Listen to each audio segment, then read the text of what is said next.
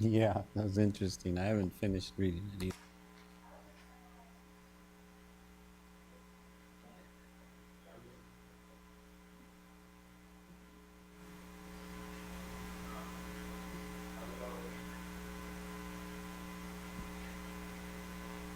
All right, good. At this time, we're going to call the concurrent joint meetings of the City Council of the City of Commerce Joint Powers Financing Authority and the governing body of the successor agency to the Commerce Community Development Commission to order. Lena, could we get roll call, please? Councilmember Garcia, Here. Councilmember Linus, Here. Councilmember Riboyer, Vice Mayor Altamirano, Here. and Mayor Gumeva. Here. Do we have any public comment, Lena? No public comment for closed session. Thank you. No public comment. At this point, we're going to move to closed session. Lena, do you mind reading the items we'll be covering during closed session? Item number 1, the City Council will confer with its real property negotiator with respect to real estate negotiations regarding properties located on it's the city-owned properties on Telegraph, Washington, Gaspar Avenue, Astor Avenue, Eastern, Gilson, and Sheila Street. Item number 2, regarding anticipated potential litigation, 2 matters. Item number 3, City Council conference regarding public employee recruitment, employment appointment. 1, employee title city manager, 2, employee title public works director, and number 3, director of economic development and planning. And I was informed item number 4 will not be discussed in closed session. And that item is, what item is that? I'm It's sorry? real estate negotiations with Craig Realty Corporation regarding the properties located on Telegraph and 2 Bay, Traverse Avenue. Thank you.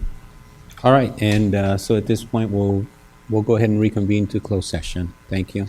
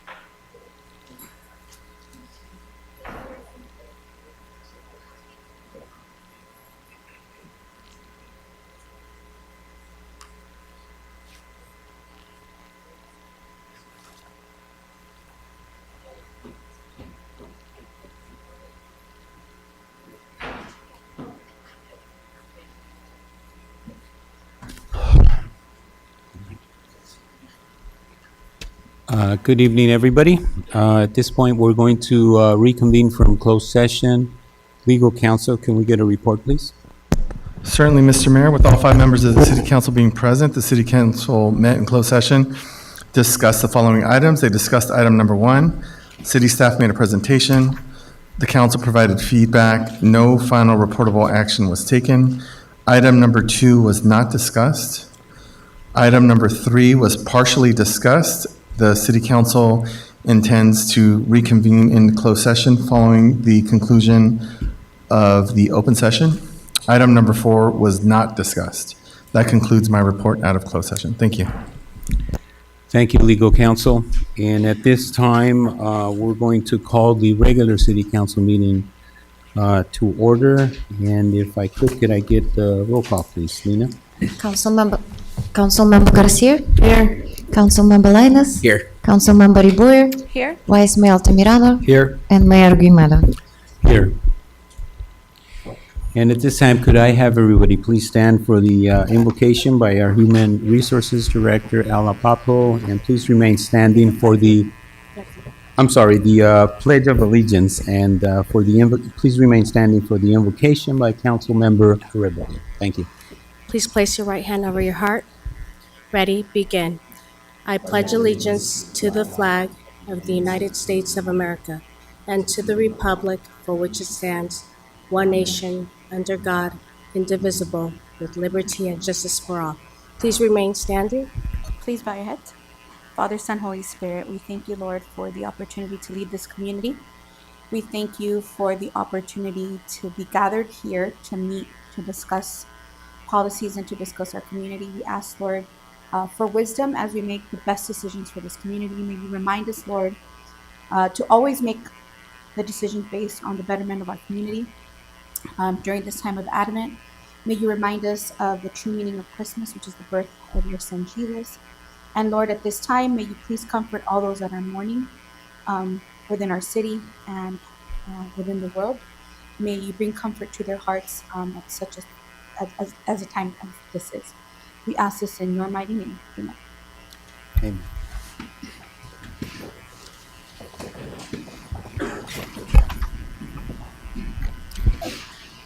And we're going to move to public comment at this time. I know I have several cards here, so I'll just kind of go through them. I'll be calling your name up to the podium. Please state your name and address for the record. And also, there is a time limit. Lena, our time limit? 3 minutes. 3 minutes. So just keep that in mind as you make your remarks. We'll let you know when that time runs out if you do run out of time. Can I have Olivia Cayo, please?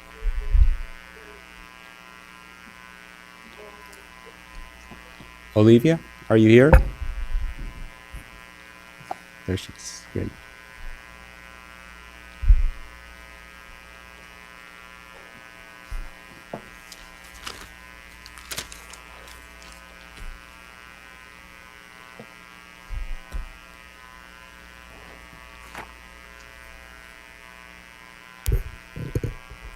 Estimados miembros del Concilio, me llamo Olivia. Les escribimos para pedirles que extiendan el horario del funcionamiento de las bibliotecas de veteranos y de Bristol a sus horarios regulares antes de la pandemia.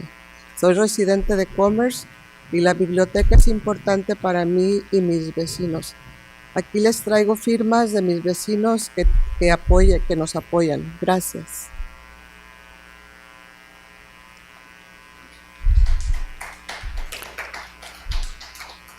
Could we have the signatures forwarded to the city clerk, please? Legal counsel or somebody, can we get, yeah.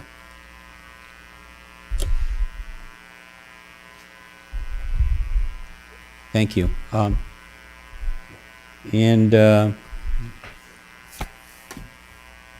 At Jasmine Gonzalez? Hi, good evening. My name is Jasmine Gonzalez, and I'm writing here today to urge you to extend the operating hours of our city's libraries in Veterans and Bristol neighborhoods to their pre-pandemic levels of 6 days a week, 1 through 8 p.m. Monday through Thursday, 1 to 6 p.m. on Fridays, and 10 to 3 on Saturdays. This decision would leave a profound impact on our community, providing increased access to critical resources, fostering a lifelong love of learning, and prompting economic growth. Prior to the COVID-19 pandemic, our libraries were vibrant hubs of activities, serving as places of education, connection, and inspiration for people of all ages. They were open 6 days a week from 1 to 8 p.m. Throughout the week. The current reduced hours have created a number of challenges for our residents. Students seeking quiet places to study or conduct research to have found limited opportunities, while working parents struggle to find time to visit the library with their children. Additionally, the reduced hours have made it difficult for community members to access the internet and attend important programs and events such as book clubs and educational workshops. Expanding library hours to pre-pandemic levels would address these challenges and provide a range of benefits to our communities. Respectfully, Jasmine. Thank you. Orlando Aponte, I hope I pronounced that properly.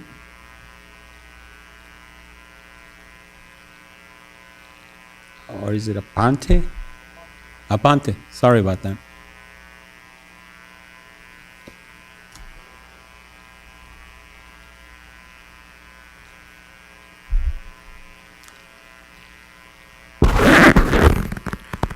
Good evening.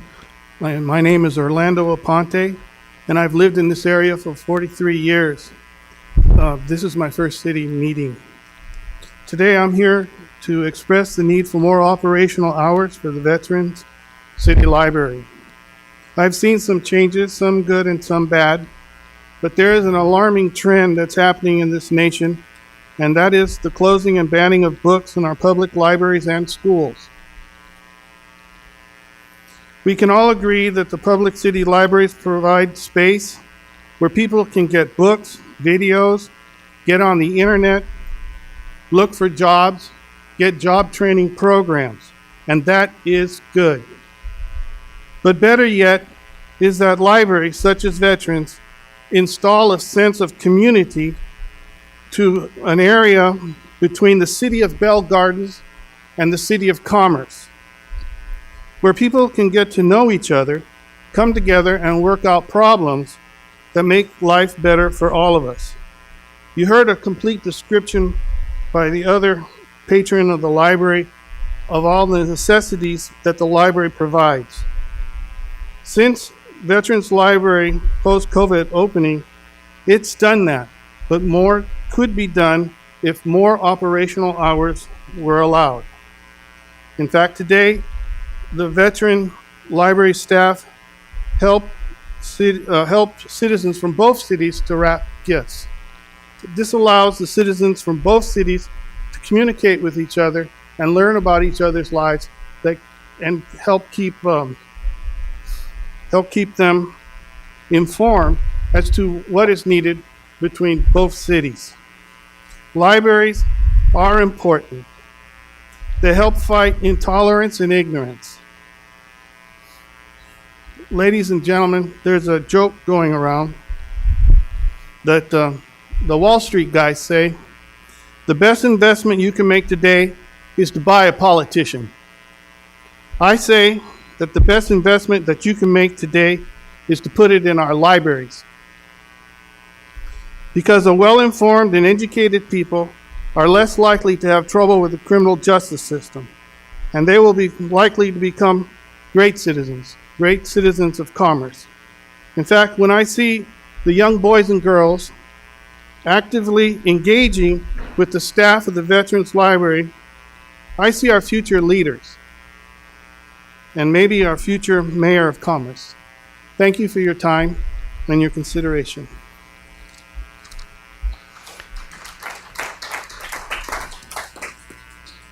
Thank you, Mr. Aponte. Patricia Melendez.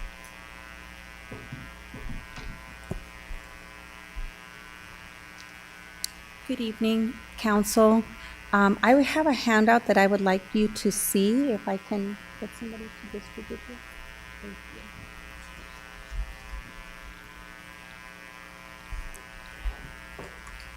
you. My name is Patricia Melendez, and I reside at 6434 Ferguson Drive. I've lived there for 23 years on this street.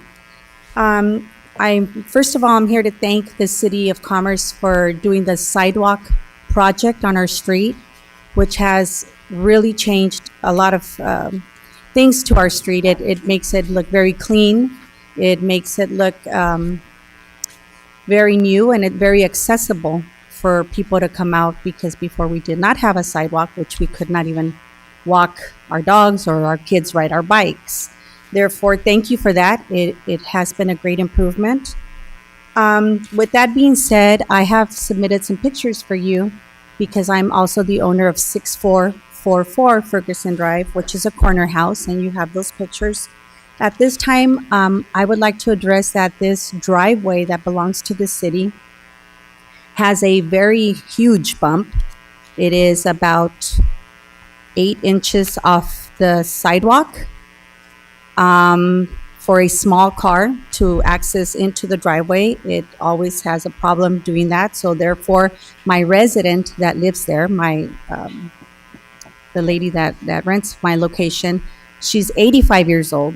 She now uses a walker and sometimes a wheelchair.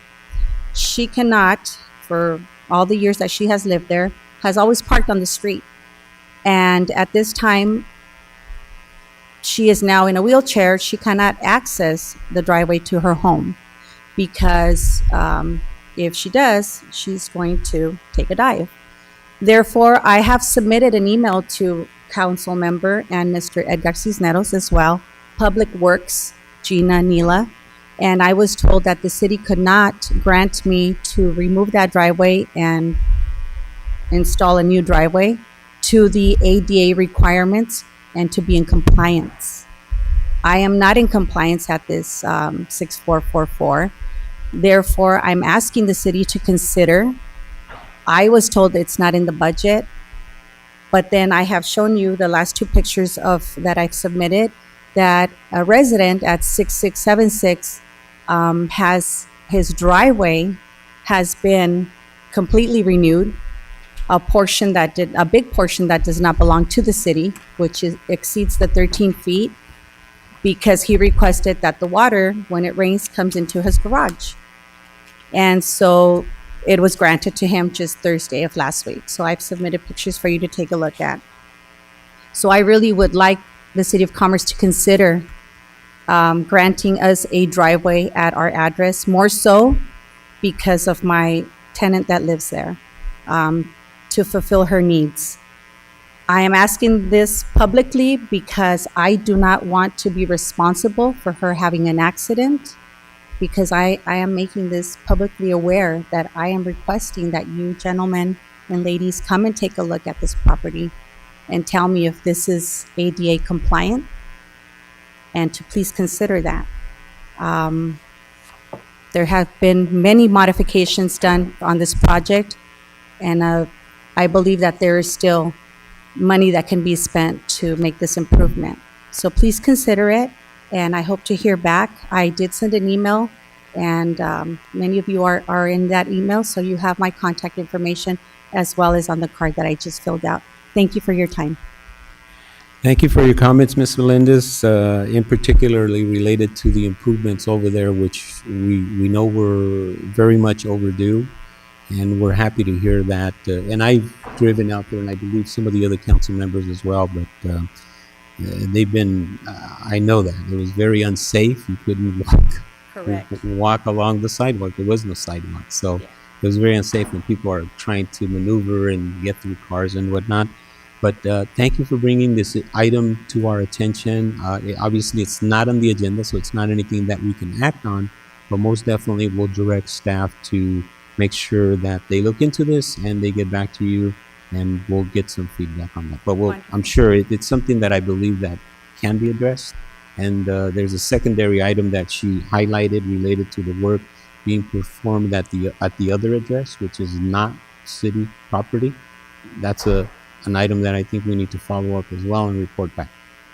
So yeah, if we can do that, but we'll be doing that, and we'll be in touch with you. Okay. Thank you for your time. Have a good evening and Merry Christmas. Same to you.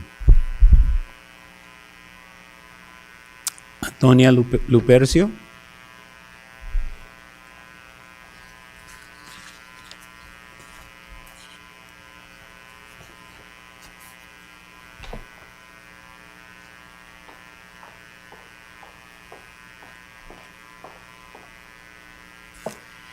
Good evening, Council, Mayor. My name is Antonia Lupercio, live in 2219 Ransom Street. And my concern is, of course, the libraries. A few meetings back, I asked to expand the hours on the libraries. And it was said that we were going to talk to city manager to look into it. And up now we haven't received any response. I belong to this small group of embajadoras de la biblioteca. We volunteer our time. We try to help on the libraries, but we only can do so much, very little, comparing to what you got the power, you got that knowledge, and you got the authority to open those libraries, that the hours that it needs to be done. Thank you. Thank you, Ms. Lupercio. Appreciate your time.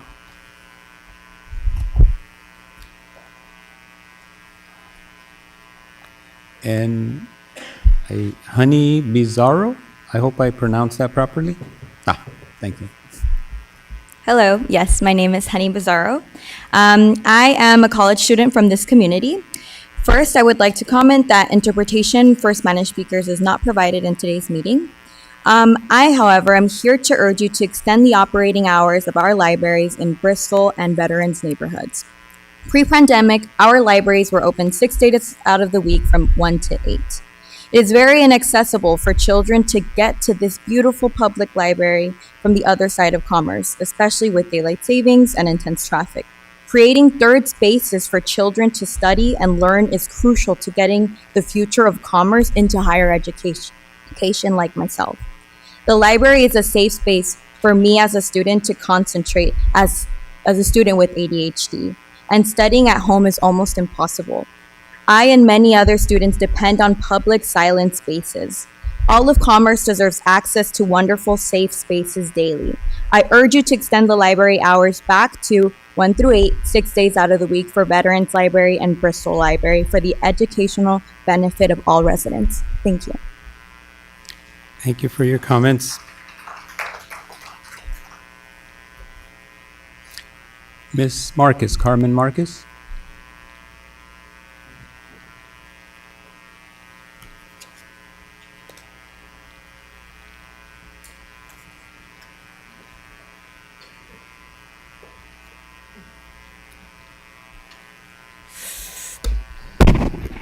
Good evening, Honorable Mayor and Council people. I just heard that about this library time getting cut. Let me go to the why of all this. We've gone through trauma of COVID, the whole thing. We've got kids coming to school. Kids don't play school anymore. Well, let me tell you a little bit. Wait a minute. Let me back up. Teacher for 40 years here in Montbello Unified, working with at-risk kids, counselor, etc. Our kids are in competition with not only the kids in their grade level, but also the kids in, say, 5th grade all the way through the district and and other cities and counties and countries even. The library provides the tools that they need to be successful. Readings, you wanna write good, you read.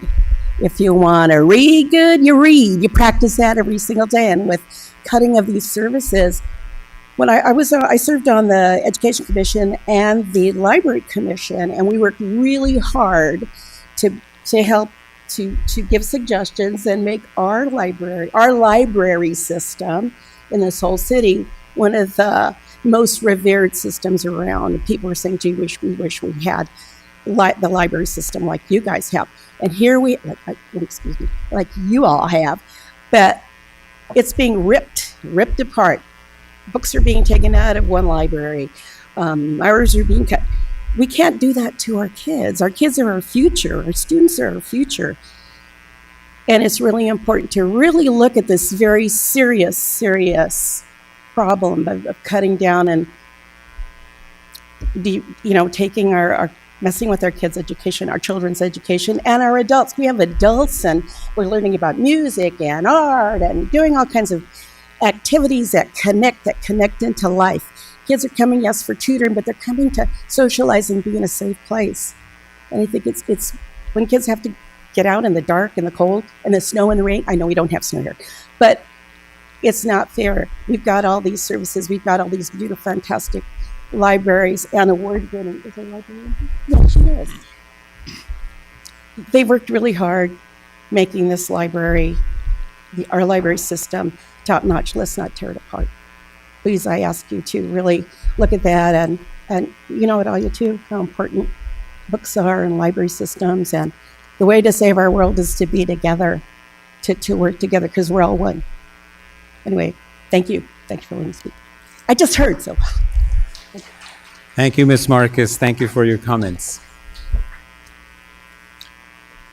And we have a few other items here, and I believe they're related to item number 12 on our agenda. Did you want to speak on that item when we get to the item, or would you like to speak now?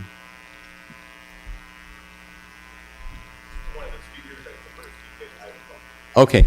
You're Scott? Yes, great. And the other speaker, would they like to speak now or wait till we get to item 12? Okay, great. Thank you. Okay, so I believe that concludes our public comment. But before we do that, before I close public comment, I'd like to ask our public our director of library. We received a couple of written public comments, so Oh, I you will do? summarize one received from Jonathan House, a whistleblower on Andre Quintero and Tim Almonte, and he wanted to actually issue his support for the mayor of Almonte, Jessica Ancona. I have copies if public wants to read the whole letter. Thank you, Lena. Appreciate that. And I'd like to get our library director up here, and I just wanted to, if you don't mind, first and foremost, I really appreciate the comments that were made. There's no item on the agenda related to the library, but I did want you to to at least please tell us a little bit, because I know that we recently went to a budget process. You made some recommendations, some requests, and I believe all of those were approved. In addition, subsequent to that, we had a mid-year budget process, I believe, or a subsequent budget meeting that we had for some additional requests from members of the council, and we reviewed that, and I believe at that point there was additional requests that were made for additional hours. And I want you to summarize some of that, because I believe that, you know, we're not, council has been very active in terms of listening to the community and hearing the issues and concerns, and obviously we've been responsive. You know, we're hearing what our director recommended, and I believe all of the items that you recommended were approved. In addition, I believe there were some additional hours that one of our council members, I believe, made, and I think those were approved. And I think what we were saying is that we wanted to get through mid-year so that we can then review and see what else was needed before we move forward. So, if you don't mind, can you give us just a little bit? I just want to touch on it because we've had some comments, and obviously there's people listening at home are hearing about this as well, and I want them to also hear some of this information. Okay, thank you. Good evening. Yes, it was approved. You approved at the meeting one full-time librarian, one part-time librarian that was requested by Councilmember Lainez to open up on Saturday hours, which was your request, and one part-time library page. At the moment, we are in the process of hiring 3 part-time homework helpers, which are in the process, so hopefully they'll start next year. And that's where we're currently at. So once for the part-time librarian for the Saturday hours comes on board, then that's when we would open the Saturday hours. We're still full-time librarian and a part-time page. Those were the last that you all approved. Okay. Great. I just wanted, you know, for the community to be able to hear some of that, since we do have a good amount of people here, and that way we can get some of that information out. But you know, as I believe we stated that we wanted to be cautious as we move forward. During our meeting that we had that, and we said yes, and we would revisit some of these other requests that were being made, and we would do it during mid-year. And when is that scheduled to take place, Vilko? So normally, that process will probably come back before council sometime in February. Okay. Normally the second meeting, because it gives us time to wrap up all the finances and the numbers, right, to give us indication where we are 6 months into the year, and then if they're representative of what our projections are, then, you know, we can then go back and give you some recommendations so you can deliberate specifically to some items like this.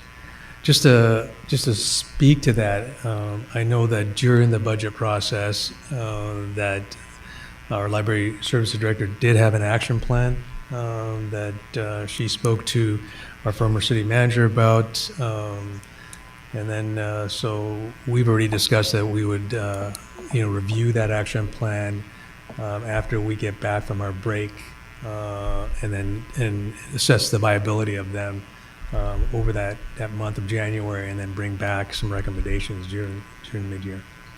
All right.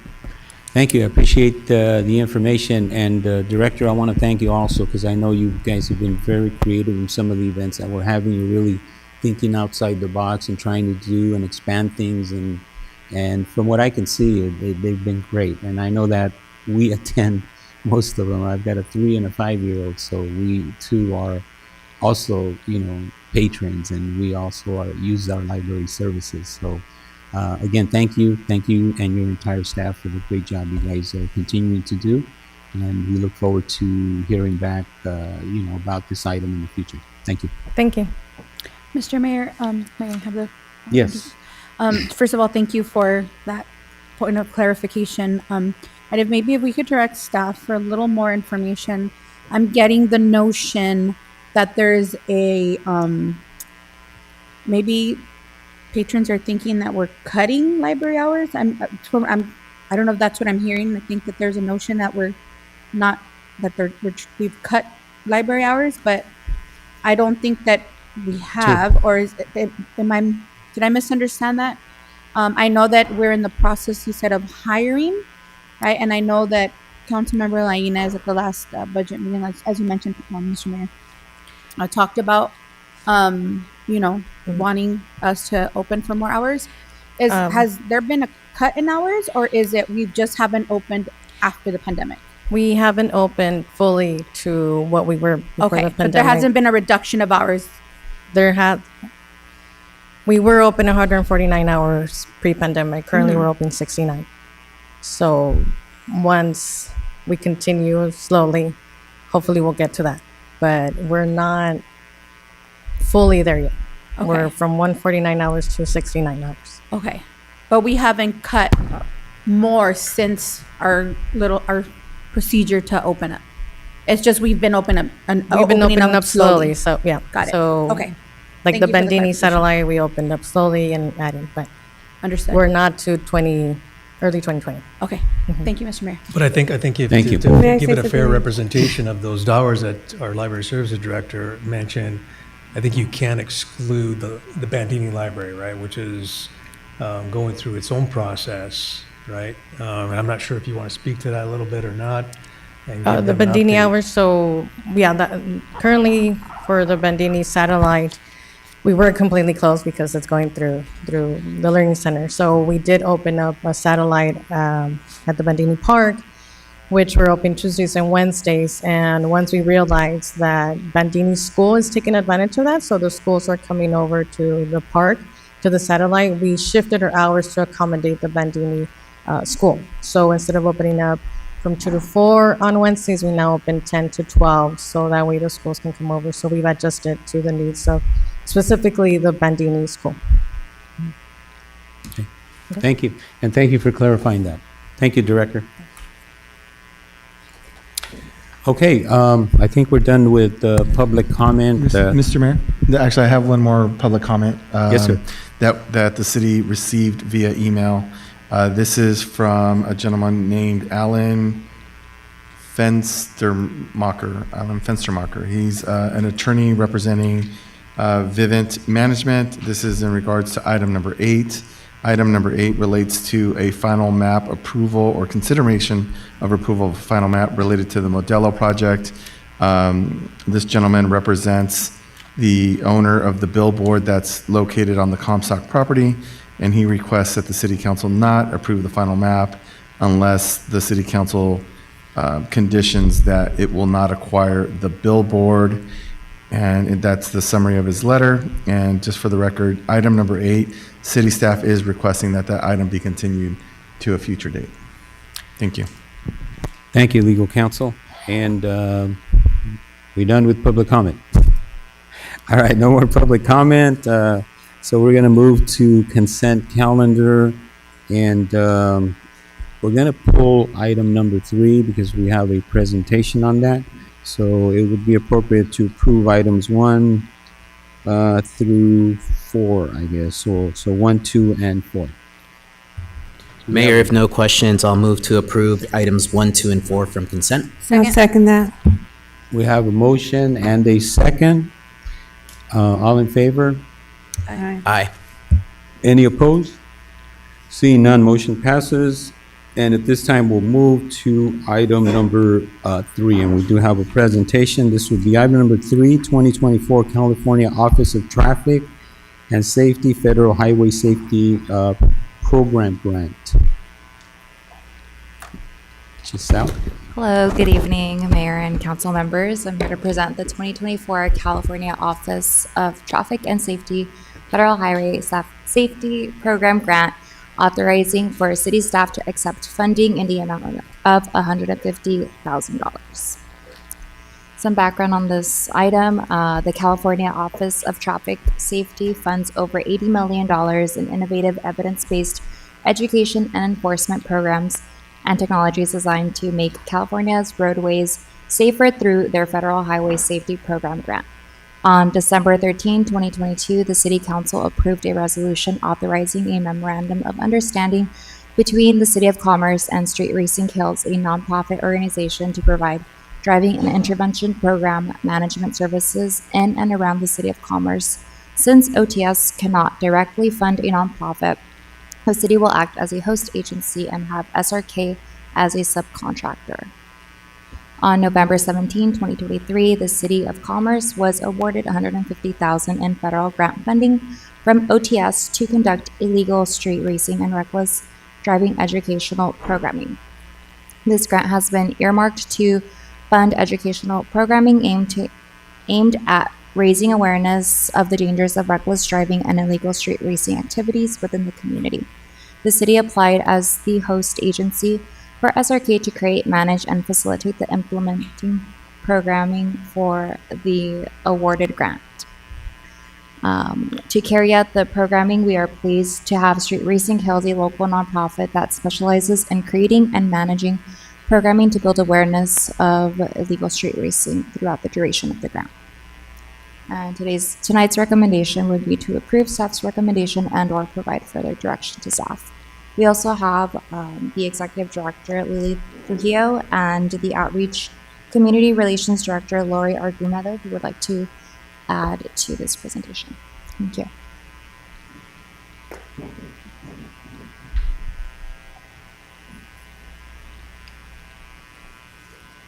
Good evening, everyone. We are so pleased and so honored and so happy to be here today. A little nervous at the same time, but yes. My name is Lily Trujillo Paquet, and I am the founder of Street Racing Hills. Spoken to some of you before.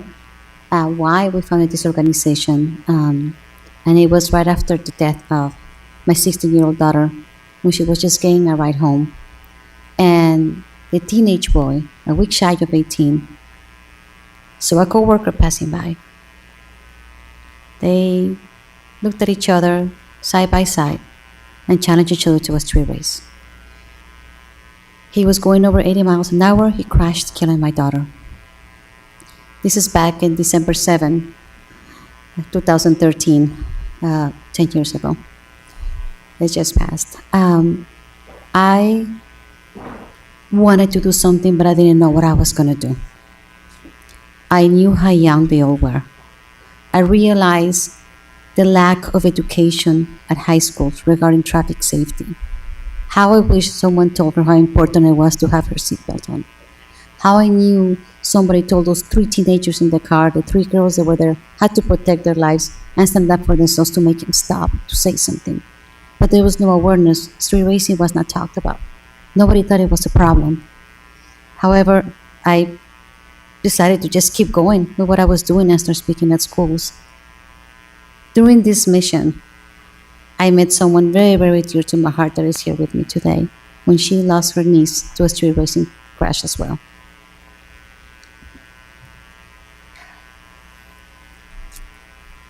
Well, good evening, everybody. Lily is an amazing person.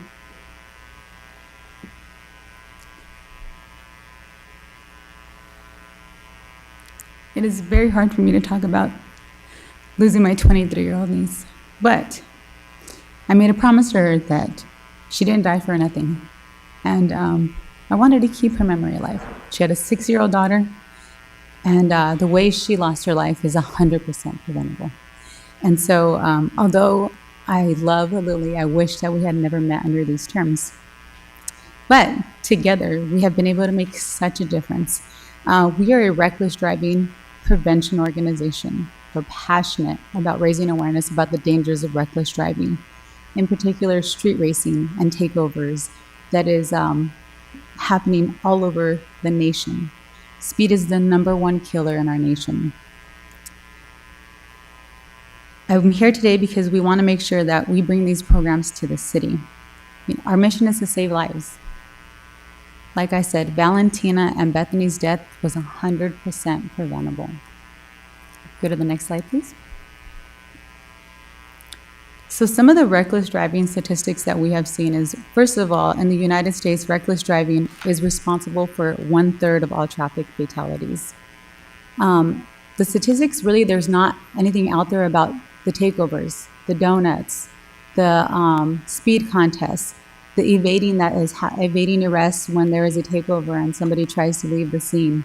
Lily and I have been working on that and trying to provide statistics actually to CHP, to the sheriffs, to LAPD, and we have been working with Street Racing Task Force, and we are educating ourselves and by talking to these individuals that have participated in this type of activities, and then we go to the high schools and educate students in high schools, colleges, community events. Social media has portrayed social media, the filming industry, and the gaming industry has portrayed reckless driving as fun and exciting. I think we all know that our kids have played games that, you know, they race or they Grand Theft Auto, Fast and the Furious. We're on film 10 already. So there's different movies out there. So we just want to bring to light the education part of it, that this is just a movie. Those are just games. Because the reality is people lose their lives. People die. There is no second chances. You don't get a second chance in life. When you take somebody else's life, either you're going to lose your life by going to jail for the rest of your life, and you have to live with the fact that you took somebody else's life. Talk about teen traffic. Yeah. So one of the things that that I've seen, and I didn't know before, was that teen drivers involved in fatal crashes has dramatically increased. Every year, we lose thousands of kids in the United States to a crash, more than adults. Reckless driving, specifically speeding, continues to be the leading cause of deaths in the nation. A lot of the things why this happen is because of the lack of education at schools, unfortunately. New York does have a great system where you cannot even get your permit if you don't have this, but we do not have it in California. Next slide, please. Oops.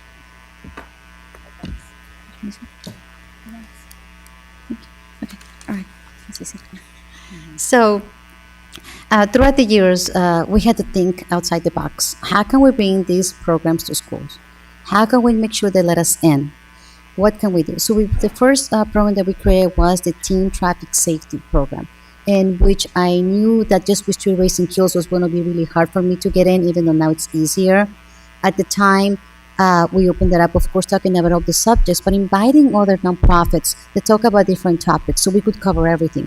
Matt Motorcycle Stunt Drivers, the Conor Lynch Foundation to talk about distracted driving, pedestrian safety. So with that, we were able to get into some schools. After a while, I said, you know what, now since more people, unfortunately, started dying, more teens dying, the takeovers took off, I call it the fast and fatal. And that was specifically for reckless driving, which has become very popular, and we're very happy that when we go to schools, they're like, please just talk about the fast and fatal. We just want to talk about the takeovers, street racing, speeding, but we'll always bring every subject that we can to touch. If they tell us we cannot have an assembly, I will tell them I can do a workshop. If they tell me you cannot do a workshop, I'll tell them I'll come on your on next lunch and I'll put up a booth. When they tell me you can't come at all, how about Saturday school? I will be able to come. So they can't tell us no. We always find a way. Oh, really? We can do a community event if you want. So the programs have extended even up to even young adults. We want to make sure that the court can refer to us and to all our programs in specific. And Laurie's going to tell us about it. All right, so how our programs work is basically we actively give speeches and presentations, whether it be high school, colleges, community events. They're heartfelt. They're from victims, people that have lost lives, or people that have actually killed somebody, and they're working with our program because a lot of people do community service with us. Hearing those testimonials just make a difference. We have awareness material. We work with local law enforcement from CHP, LAPD, all of the street racing task forces, the sheriff's department, other nonprofit organizations that collaborate with us on teen traffic safety. There's role playing, and we have a crash car that was actually donated to us by somebody that participated in takeovers, and he actually donated his car to us, and that's one of our cars that we put on display that has been wrapped with our logo. The teen traffic safety assemblies are amazing. We love talking to the teens, especially when we do some role playing with them so they can get a better idea of how the program works. The community events, we love speaking to the community, talking to parents, what to look for when their kids are street racing, or their Instagram, and who they're following and what their friends are. Behind the wheel driving school that are not offered in high schools anymore, we will offer that to them. Senior projects. So we will come and do a senior project with them. We'll bring a crash car to the school. We'll work with them, and we'll bring our victim speakers to speak with them. VAL's Respect the Road Scholarship is awesome. We actually provide funding for Behind the Wheel Driving School, and AAA is one of our partners, and this year they donated 30 scholarships. We awarded 34 because we were not going to leave any student behind. So we at SRK paid for the additional 4 Behind the Wheel Driving Schools. This past Saturday, we did 34 awards, and that was quite amazing. We doubled from last year. And the Reckless Driving Intervention Program. That is near and dear to my heart, because the young man that took my niece's life, it was not his first time street racing. And unfortunately, this program was recreated because we wanted to prevent this from happening to somebody else's family, though. And so we meet every Monday. This Monday, we had about 25 people in the class, all charged with reckless driving, that the court has mandated them to attend this course. And we talk about the dangers of street racing, reckless driving, speeding, road rage. You name it, we talk about it. And it's a very sad program, because you have a lot of victim speakers that have either killed somebody or lost a family member. But you can tell that these individuals, the light goes off, and they realize that that could have easily been them. And that Monday night that they're spending with us, is probably the best thing that could have happened in their situation. So those are just some of the programs. What we are bringing to the City of Commerce are all of these programs. So we have a calendar of all the events that the city has. The Office of Traffic Safety actually has a calendar of events and monthly messages. And so we will highlight all of their monthly messages. We will participate with the City of Commerce and their calendar of events. We encourage you, the City Council, anything that you, any kind of event that you have, that you invite us to the event. We also would like to encourage your sheriffs to collaborate with us. Any training or any events that they participate in, we will participate with that. We also are going to be working with your local schools. We know the City of Commerce does not have high schools, but the kids either go to Sure, Montebello, Bell Gardens, El Rancho High School. We would like to get into every high school and do a high school assembly for them about teen traffic safety. We will be participating in National Night Out and your local National Night Out, Montebello, Bell Gardens, Bellflower, whatever you guys want us to do, we will be there. And we also, I already mentioned, participating with local law enforcement. So even if you have any sheriff, if they collaborate with CHP or LAPD, we will be there for that to help out. This is the last event that we did. Okay. Yes. So the last community event that we did was actually with all of you here. What was the name of the park? Veterans Park. Great event, a beautiful event. We got so many kids, and actually City of Commerce helped us with even having the pizza donated, and these kids had so much fun. The community, the parents being there, I think is so important to always have, when we have the community, to have the parents, to talk to the parents as well. And so they can, see what their kids are doing and not doing. How can we help and prevent them? More than anything, always spare a parent from losing a child. So now we're going to show the video that with the last event that we did here. Thank you.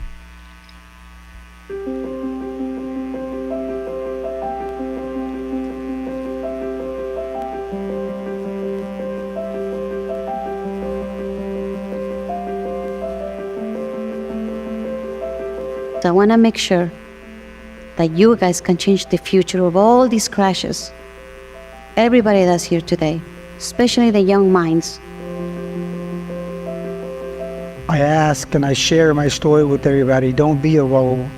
Don't lose 22 years of your life because you want to be cool, because your friends are doing it, because you think I'll get more social media or I'll get more followers. It's not worth it. You don't get many lives like in a video game. You got one. The feeling of hurting somebody else, like I said, God forbid, you kill somebody out on the street because you're racing, you're going to carry that for the rest of your life.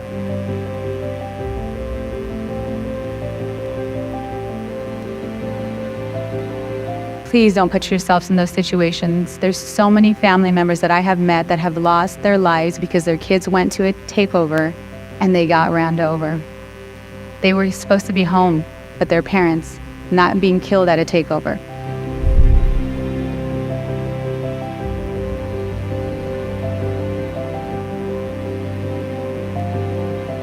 I'm here to tell all of you, when you get into a car, if you decide to speed, or if you're drinking, that could have serious, serious ramifications.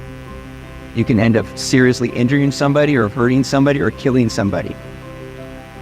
And you can never take that back. It's about getting as many teenagers that we can that are just driving or not driving yet, so we can educate them, mentor them about the dangers of illegal street racing and just reckless driving. I truly believe that the more times that we can talk about these impactful experiences, we can bring awareness to not just speeding or street racing or takeovers, but we can bring awareness to the pain that these things cause and the type of injuries and fatalities that come about. Nobody wins in these scenarios. Everybody loses. It's all pain all around. Take some of this information. I think it'll be impactful. I think it'll help you share that with others, some of your colleagues out there.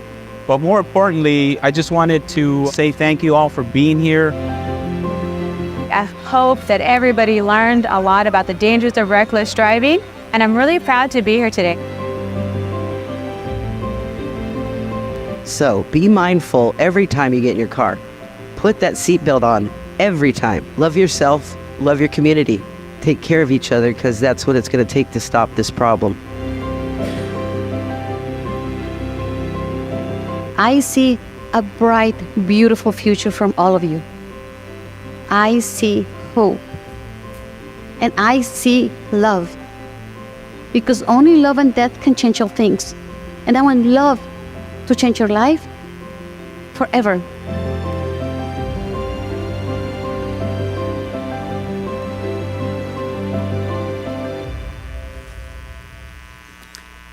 So one thing I would like to mention, the SRK team, as you saw in that video, Walker Musso killed 2 people because he was street racing. 130 miles per hour, he hit an individual and he killed him on impact. He shares his stories and speaks to everybody. Raul Contreras killed a 12-year-old and paralyzed a 16-year-old when he was 18 years old. And Raul spent 22 years of his life in jail. He had 22 years to think about his actions that day. And now, from the day one getting out of jail, he's been working with our organization. So we have been making a difference. And we have a hashtag, Live for All the Angels of SRK. And we do our work for all those that have lost their life to reckless driving.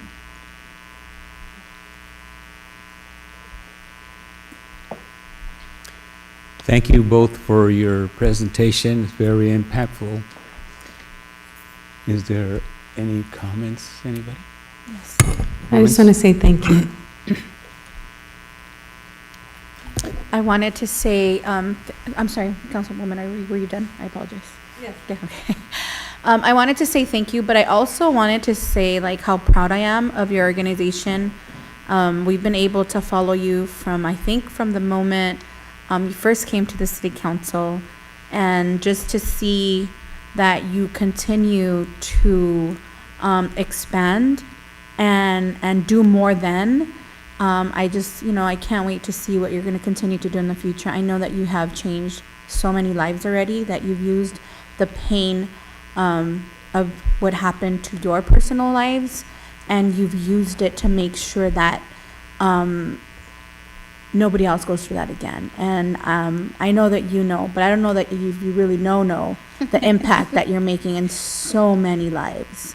And, what an honor for us to be able to be a part of that. So thank you. I hope that more cities jump on to do what we're doing, because it is changing the future of so many youth in the region. So I hope that other cities collaborate more with you, because I think you guys are just you're starting this little match that has started so many other little fires. So thank you again, and thank you for allowing us to be a part of your journey.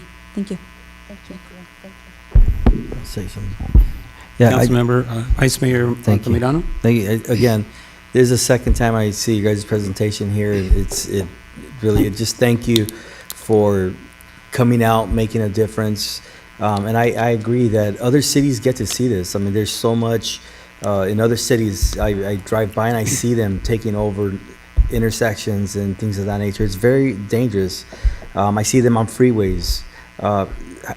My question is, how can we support you to get the word out to other cities? And maybe if staff can send this presentation out and information on your guys' nonprofit and your mission, and that way we can get you into other cities. And I'm sure both of you speak well. You've been through a lot of stuff, and I'm sure that I mean, I was reading here, there's a lot of funding for it.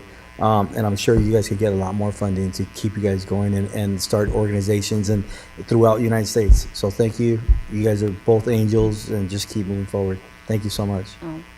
No, thank you so much. I've actually been for a long time hoping that OTS will help us, with the funding, and I couldn't find a host agency for nothing in the world.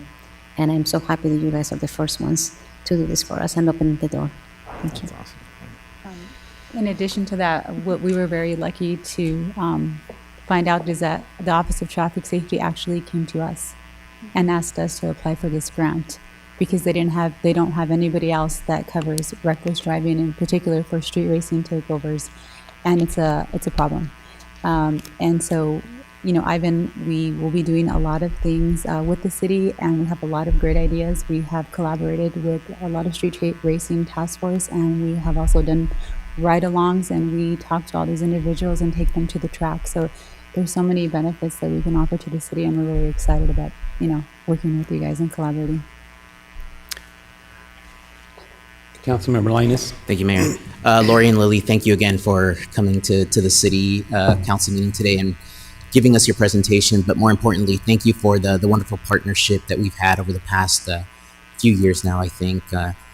I see the way you try to engage our youth, and it's not monotonous, right? You try to make it engaging, interactive, and make it. I'm going to use the word fun, but I know the message isn't fun, right? It's important, and so I just really appreciate and thank you both for doing the work not only in the City of Commerce but also the region. And I love the suggestion by the Vice Mayor. Whatever the city can do to help and assist. Obviously, we are here for you, and I know. The last time that you were here, one of the things that I had asked, and I think, Mayor, you may have talked about this before too, is, what are some policies that this city council can develop to help curb street racing, right? Or help protect our residents against street racing. And I know around April or May, the city of Pico Rivera did pass an ordinance. And at this point, it's been several months since that ordinance has been passed. And if I have consensus from the city council, I'd love to get a report on that in 30 days, once we return back from the new year, to see if that's a framework of something that we can adopt here in the city to further support your mission and what you're doing. So absolutely. Thank you for your comments. And the city of Paramount also passed the same thing, and they are fining people that are doing street racing in their city in addition to Pico Rivera. Yeah, I think we should follow suit, so. And I think we did make a request for that. It just hasn't came back. It was requested, and we're waiting for, not sure what we're waiting for because it's already been done. But Bilko, I hope you're making note of that so we can bring that forward. I believe all we asked was that we get Pico Rivera's, which was already forwarded to staff. So we wanted that ordinance to be brought here before the city council, so we can also adopt that same ordinance. Yeah, let me discuss it with staff. We'll bring something back, All either the first meeting in January or the second. Super. Great. And also, I wanted to thank you both. I mean, you're both just angels. Thank you. I mean, for those of you who don't know, that's my daughter, Lori Argumedo, and I'm really proud of you. I mean,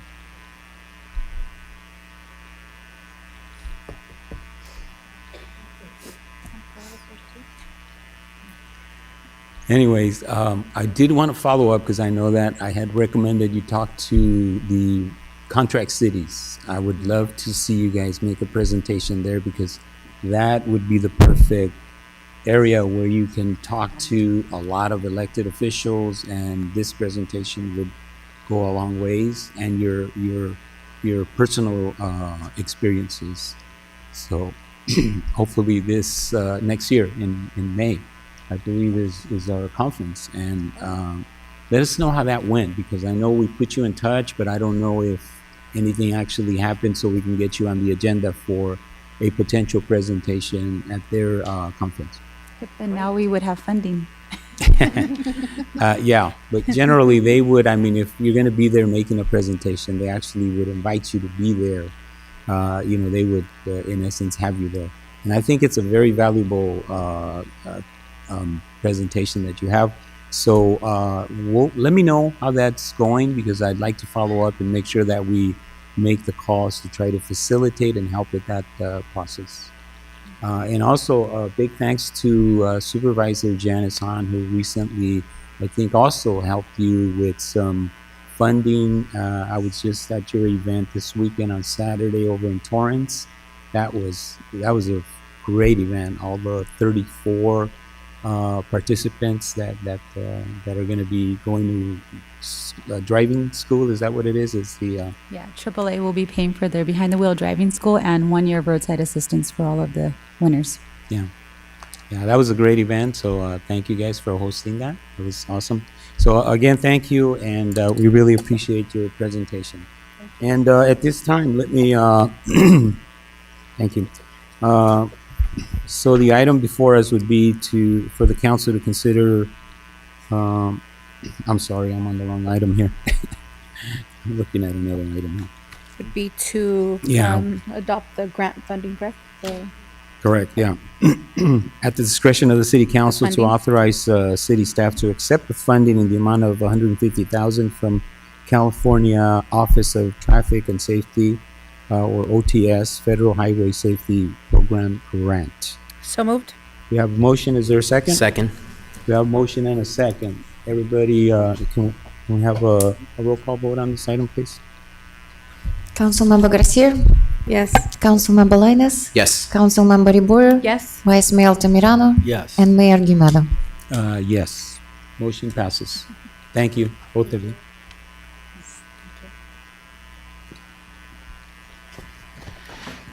All right, let's see. Where are we here now? And we're going to scheduled matters, and for that, we'll have our sergeant come up, please, Sergeant Duarte. And this would be a presentation and update from the Sheriff's Department regarding public safety in the City of Commerce.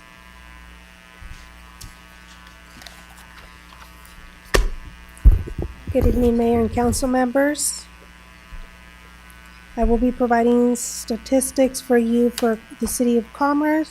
So from December to date, from December 1st to December 12th, we will have 2 robberies, 5 burglaries, 10 other thefts. 2 are grand thefts, 1 is from a vehicle, 7 are petty thefts, which means less than $950, 13 auto thefts, and 0 arsons. On the next slide, I will provide information from November 1st through November 30th. That's the updated information. Assaults, we had 4. Robberies, we had 3. We had 31 burglaries. We had 59 other thefts. We had 38 auto thefts. And we had 0 arsons. In comparison with Cudahy, they had 4 assaults, 2 robberies, 5 burglaries, 13 other thefts, 15 auto thefts, and 1 arson.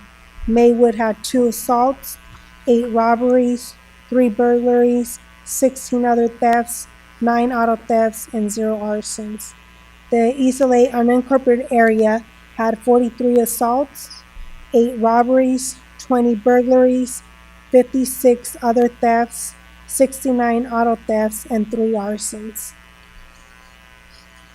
And here's a list of the Commerce ASAO activities. On November 16, I got the opportunity to participate at the Rosewood Library and have story time with children in the City of Commerce. On November 18, we provided security for the 5K Turkey Trot. On November 20th, we participated in the drive-through Thanksgiving giveaway for the City of Commerce along with the County of Los Angeles Supervisor. On November 23rd through November 26th, that's a typo, we participated in the Citadel Black Friday event, providing security and traffic control. On November 28th through December 2nd, we did patrol suppression during early morning hours due to the theft and other criminal activity in the city. On November 29th, we did a homeless cleanup with Ocean Brew and El Salcido. On November 30th, we had coffee with deputies at the Target inside the Commerce Center. On December 6th, we had children's holiday party sponsored by Commerce Casino. On December 7th, we had our first neighborhood watch meeting, which was at the Rosewood Park Senior Apartments. And our second one was at the American Red Cross, 2227 South Atlantic Boulevard. And then on December 8th, we had coffee with the East LA captains, deputies, and Commerce Public Safety at Starbucks at Goodrich and Whittier Boulevard. And on December 9th, we participated with Department of Children and Family Services, Bel Verde Greenfields Family Event. And as you can see, there's a few pictures for you. In addition with that, with the help of Anthony, our graphics person for the City of Commerce, we have created 2 different flyers that we're going to be passing out during neighborhood watch meetings and other community events. One is the 5 safety tips for holiday shopping. I mean, obviously everyone's shopping right now. We want to make sure that they keep these 5 things in mind. So we're going to have that. Vehicle thefts have been on the rise, so just reminders, locking the door, removing valuables, and being extra caution if you park in a shopping center and where you're parking. So we'll have those available to residents as well. That concludes my presentation. If we have any questions. Thank you, Sergeant. Any questions, Council? Councilmember Garcia? Hello, Sergeant. Hello. I'd like to know, can you walk me through last quarter, the crime that we had with, has it increased or decreased? So could you pull up the report? So if you compare, if you look at the Part 1 crimes January to December 1st, you could see that we had an increase in other thefts. So other thefts is still higher than other parts. We did have a decrease in assaults, robberies, burglaries, but auto thefts, but the one that were obviously had increase is other thefts. So can you also help me understand how our increase in, burglary and auto thefts are higher than East LA? That's a larger city than Commerce. Well, comparison to burglaries, where residential, we only have, so in November, Commerce had 31. So we had 2 residential, 1 was a night entry, 1 was a day entry. 29 of them are other, which means it's either not, it's going to be most likely a business. It's not a residential. So let me pull up East LA. So East LA in November had 20 burglaries. Residential, it has 5. Nighttime has 2. Daytime has 2. And unknown time is 1. We have 15 other burglaries. 10 of them are during the night, and 5 of them are unknown. So that would be the difference on the Commerce comparison to East LA.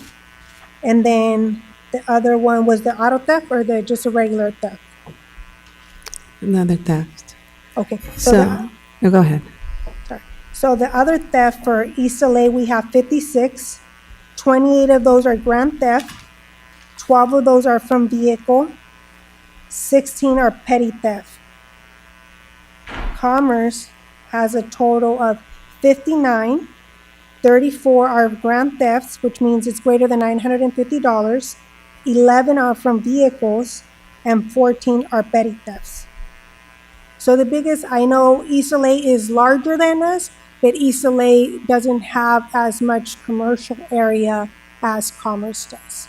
We have 2 big shopping centers that we do get targeted more, and they're used by suspects to scope for criminal activity, which would be the Commerce Center and the Citadel. Those 2 locations, we do get a lot of calls for service for thefts, and vehicle break-ins. Okay, thank you for your clarification. I also want to thank you for your hard work. Thank you. Thank you. Anybody else?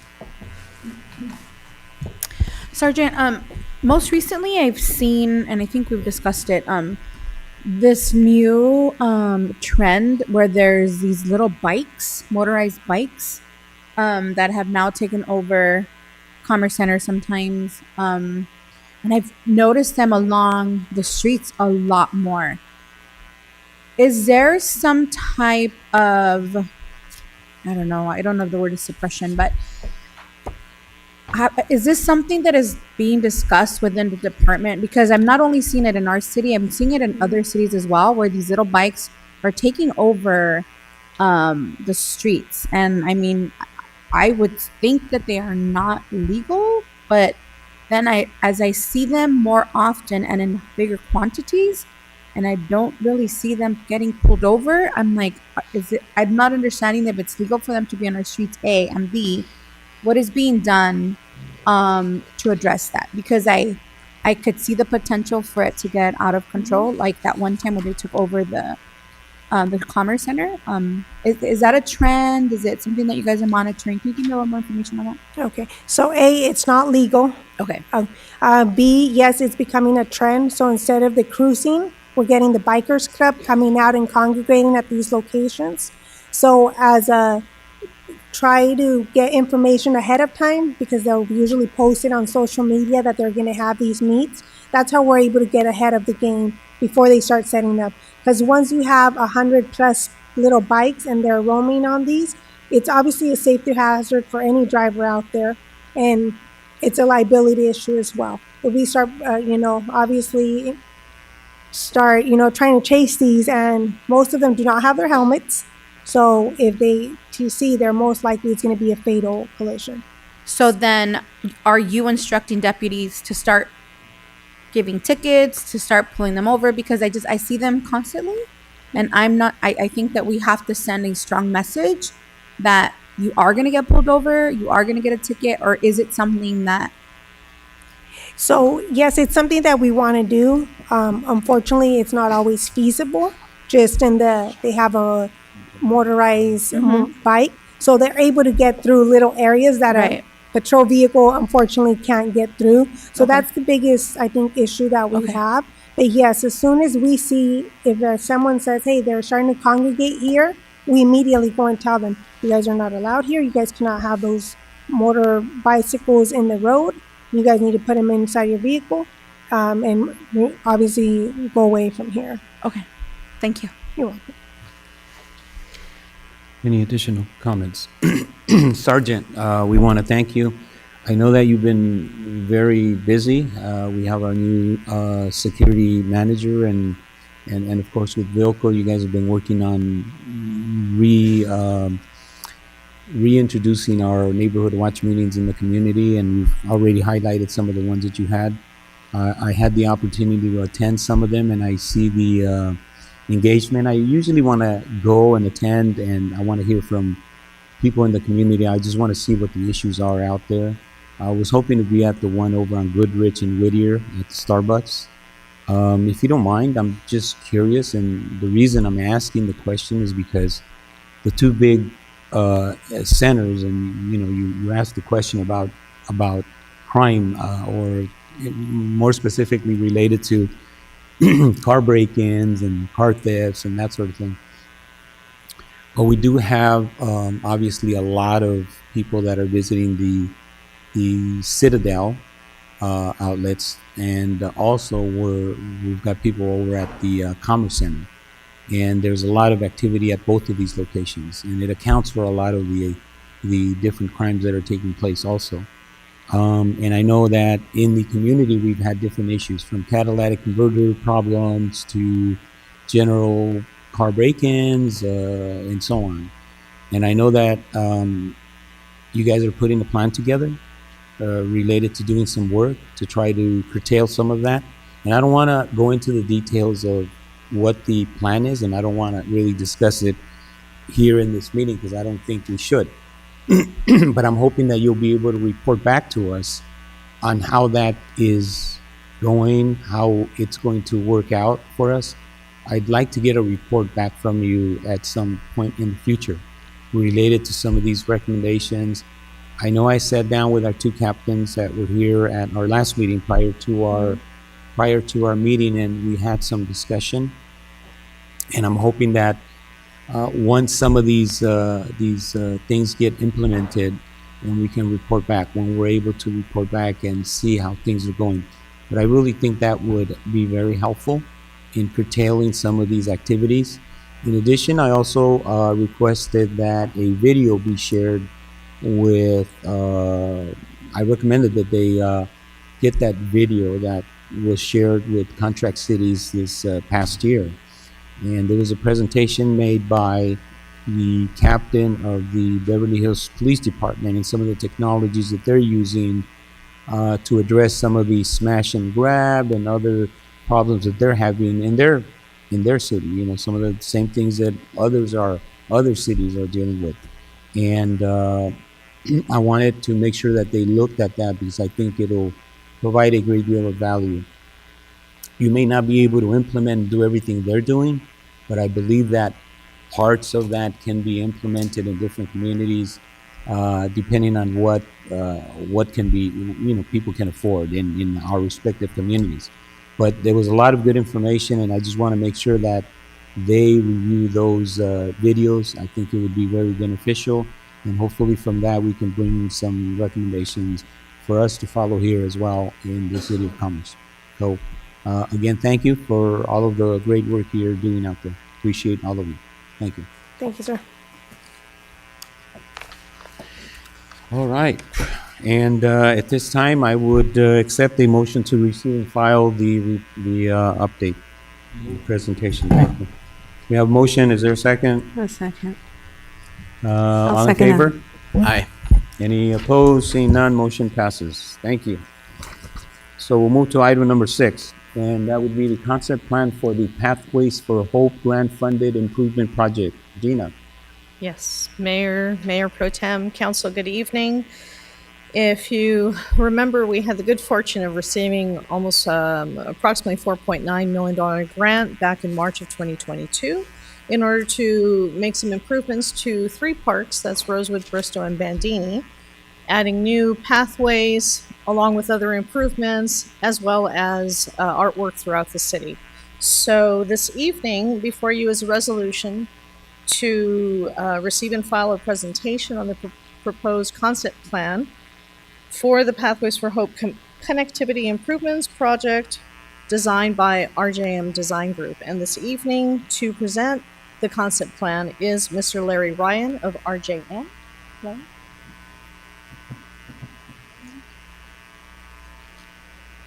Thank you. Good evening, Mr. Mayor, members of the council. Thank you, Gina, for the introduction. It's been our pleasure to work with the city and staff and develop the concept plans for the various improvements that you'll see before you. We've put together a brief presentation, and I believe you've actually seen some of the exhibits to date. There were some comments that we received. We revised or refined the exhibits to incorporate those changes, and I'm here to show you the revised plans.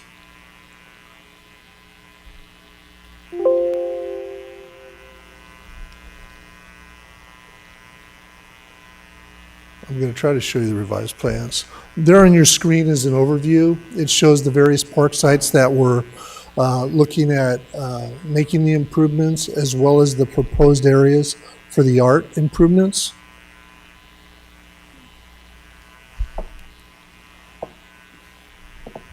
The first is going to be Bandini Park.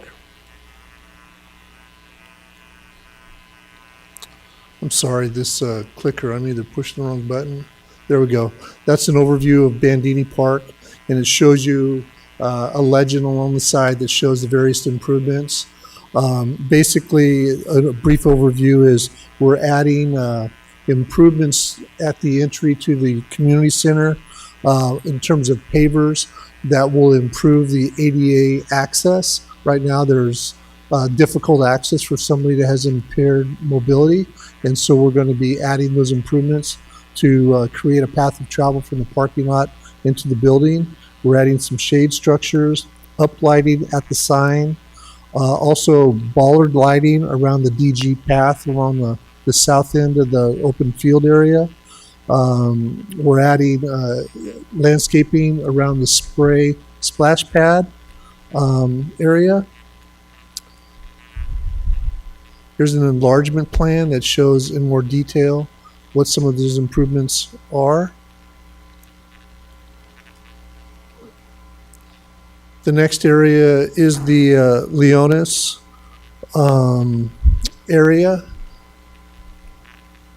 Here's an enlargement, and I'm sure you've all been through there, but the big change is going to be there's an existing island or median at that corner connection there.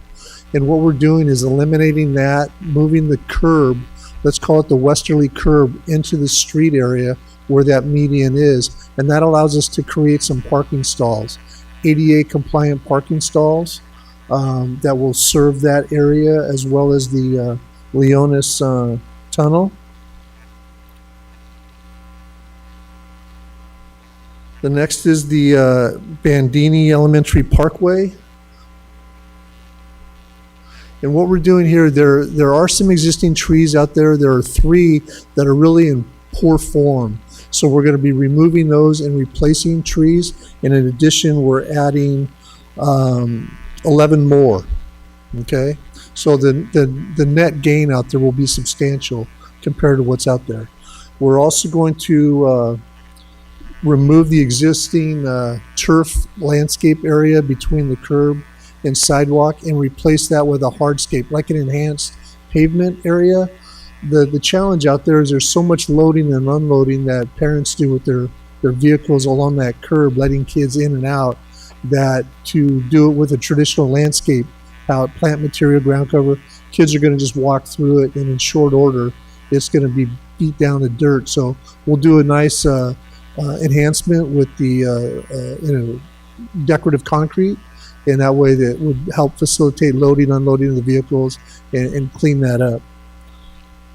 There was also discussion about making sure that those improvements also wrap the corner and extend along the adjacent street there, Coates, or I'm not sure the pronunciation of that, but I think you, how is that pronounced, Jimmy? Coates, the adjacent street?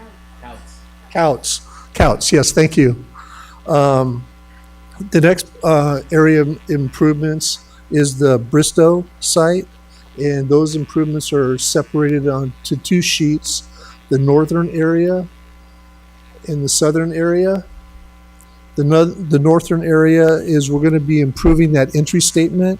We're adding a couple of shade structures, interlocking pavers, some bench seating areas, and we're adding 2 trees to match the existing that are already out there. Along the southern area, we are creating a demonstration garden, improved walking path, where we can show water, efficient landscape materials, an alternative to plant material. We're adding a DG path, pedestrian seating areas. There's a small water feature and a pathway with supplemental bollard lighting. The next area is Rosewood. Again, north and south improvements on there. Here's the overall park site. On the north area, we're doing a DG path.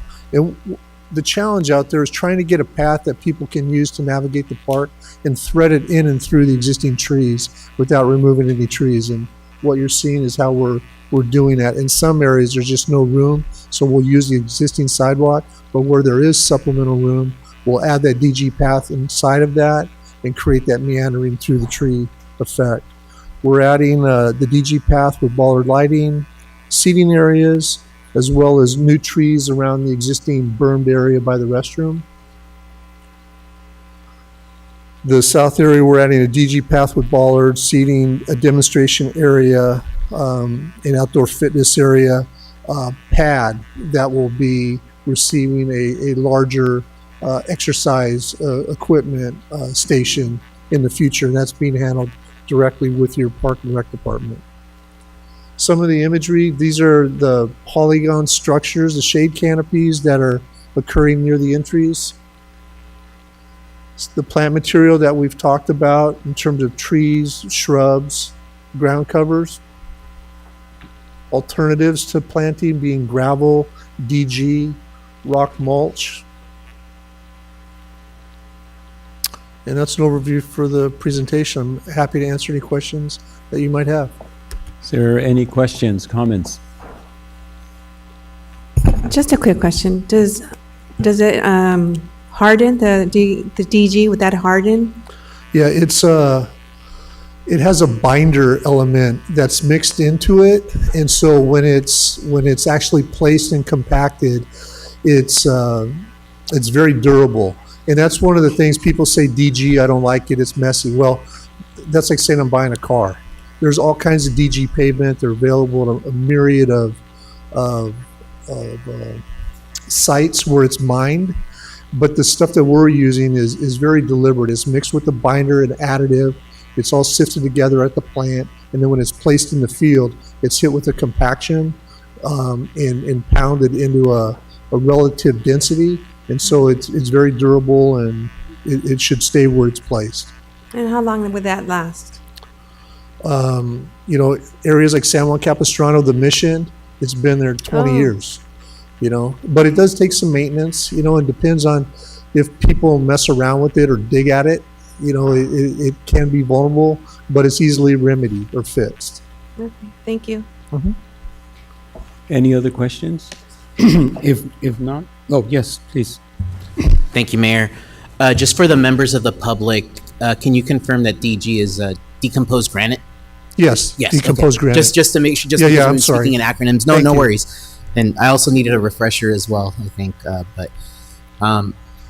I think it sounds great. The only kind of area that I'd like to reconsider are maybe the bollards on Bandini Park. And I think when we met with staff, Gina, I think it was Greg, right? Maybe that, brought up the recommendation that maybe bollards wouldn't necessarily be the best idea. I mean, not only are they an impediment, but they're also subject to vandalism. And so I know this grant, the mission is to create pathways, and we want to illuminate those pathways. So I would just advocate for pathway lights like on the ground, so. But that's my suggestion. I don't know if you had any thoughts there. Yeah. If I can share with you my opinion. Sure. The challenge with doing lighting is obviously to get the illumination, but also to select a fixture that's going to be more prone to vandal resistance. When you have fixtures, say, near the ground, those pathway lights, they're there, they get hit by bicycle, people step on them, they stand on them. They're also subject to, any overspray, it's right over the top of them. You can't get away from it. A bollard has a little more resistance to that. It's up 3.5 feet or so, but still, kids go on, hit it with a bicycle, the handlebars and stuff like that. If you were going to opt to get away from the bollards, I would suggest elevated lights, in the 12-foot, 14-foot zone. I can get a better pattern illumination with that. They're up in the air. They're not going to have the problem with the irrigation. They're not going to be hit by people on bicycles or handlebars or just kids, smacking them with a skateboard. The light up in the air would be my preference if I got to make, the decision for the day. So. And I appreciate the recommendation.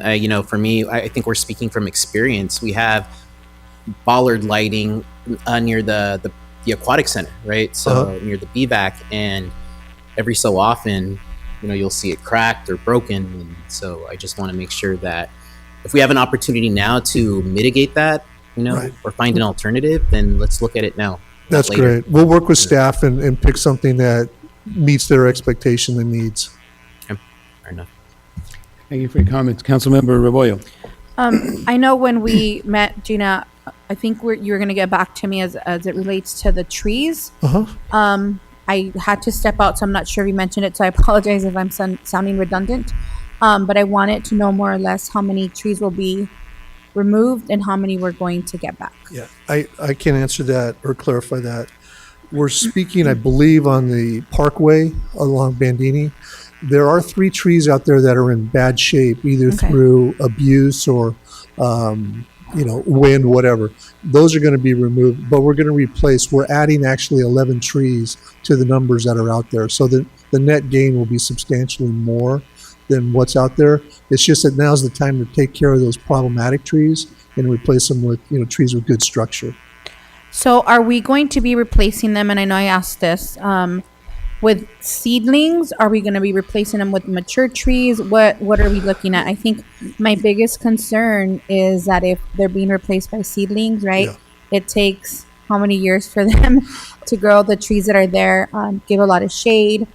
And I, especially because it's right outside of our school, right, I would hate to remove the trees and then put in seedlings that are going to take over 20 years to mature. That's A, follow-up. And then B, who did the assessment of the trees? Is it something, because I don't think we've ever gotten an assessment that said that those trees were in bad shape. So who did the assessment and when was that done? We have 2 licensed arborists in our office, and they reviewed the trees and said now would be the time. We're landscape architects by trade, so we don't take out trees lightly. But at some point in a project, you look at it and you go, okay, now if you're going to be making, a good investment in the future, now would be the time to pull the trigger on it.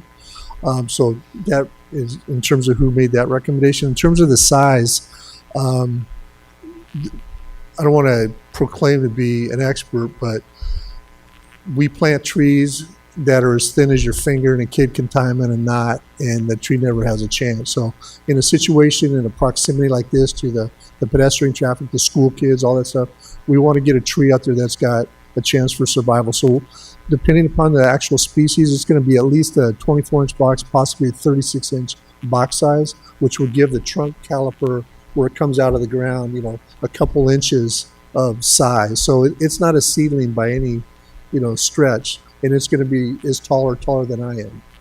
So. Okay. I mean, I obviously hate to see the trees go, but thank you for that information, because this is the first time that I hear that those trees were in bad shape. So not all of them, only 3. Okay, thank you so much. Yeah. Any other questions? Any other questions, anybody? Great, thank you. We appreciate your presentation. Can I ask you one question, please? Yes. We're really excited, to be working with you. And we've got another component of this project, the public art. And anything we can do to encourage the citizens of the community to log onto the website, to take the survey, and just answer simple questions like what excites you about Commerce? What do you love? What do we do well? What makes you feel proud? Any insight like that would really help us, help our artists to dovetail into what the community feels is important. Because if we can get that kind of support and connection, then those murals have a real chance for survival and success. People support them, they protect them, they're part of their community, and they want to see them continue. So anybody watching from home, if you could just go to the city website and log on, that'd be terrific. Thank you for your time. Thank you. Gina, will you be covering anything on this item? I'm sorry. Will you be covering the background and the recommendation, or are we No, okay? we're ready. That concludes the report for Okay. this particular item, and if council would so choose to adopt the resolution to approve the concept plan. Yeah, thank you. we can And I move know on. you've had time to meet with everybody and review some of these recommendations, which are long overdue. It's areas that we know, I think, are going to make some significant improvements throughout the community, throughout different parts of the city, and we put a great deal of attention. I believe the award was $4.955 million, which is a pretty significant amount of money that was awarded to us, which is great. And there's a lot of areas that need all these different improvements which you just went over. So thank you again, and we're looking forward to moving forward with these improvements. So at this time, we have a recommendation, City Council. I would need a motion at this time. We have a motion. Second. Is there a- Second that. And a second. I'm sorry, Mr. Mayor, just for point of clarification, are we gonna put in that caveat? There was a comment made by, Councilmember Lainez about the ballers as opposed, was it related Yes. to the lighting? Would we put a caveat on there, or is it something that can be? I believe he indicated that he would work with staff to Okay. come up with a viable Mm-hmm. alternative or option. Okay, And, perfect. And we'll make sure, Gina, that Yes. takes place as we move forward with this Okay. process. If that's okay? Everybody okay with that? Okay. Yeah. All right. All right, Thank yeah. you. And so the recommendation, the city council will consider adopting a resolution receiving and filing presentation on the proposed concept plan for the Pathways for Hope Connectivity Improvements project by RJM Design Group, Inc. The city's project consultant approving the proposed improvements, concept plan, and authorizing preparation of plans and specifications and bidding for construction. So that is the motion and the second that we have. All in favor? Aye. Aye. All right. Any opposed? Seeing none, motion passes. All right, thank you. We appreciate Legal counsel, do we have to wait for the vice mayor to come back since we he moved the motion, but we did the vote without him? Do we have to wait for him to come back? No, I mean, Because he made the motion, so it he made counts, the right? motion, but he doesn't have to be here to vote, so. Okay, perfect. Sorry, just wanted to make sure. Thank you. Motion passes, so we'll move to item number 7, and that would be the award of construction contract to CABD Construction, Inc. for the Brenda Villa Aquatic Center, moving sectional glass windows and heavy-duty fans installation project, design build. Gina?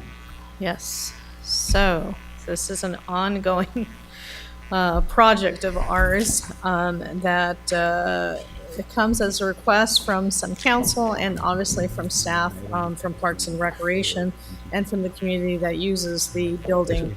This is a CIP approved project that we've been working on for some time. We bid out the project. We are doing a design build, so we're using one contractor in which to design and do the construction of these improvements. And the improvements include, if you recall, the garage-style doors that have been asked for quite some years to replace some of the glass on both sides of the where the doors are to enter the aquatic center. So we would have 4 of those garage-style doors that would be lifted up, big openings, not only for airflow but also for filming, equipment to be able to easily get in large pieces of equipment for film and otherwise. It also includes the large fans.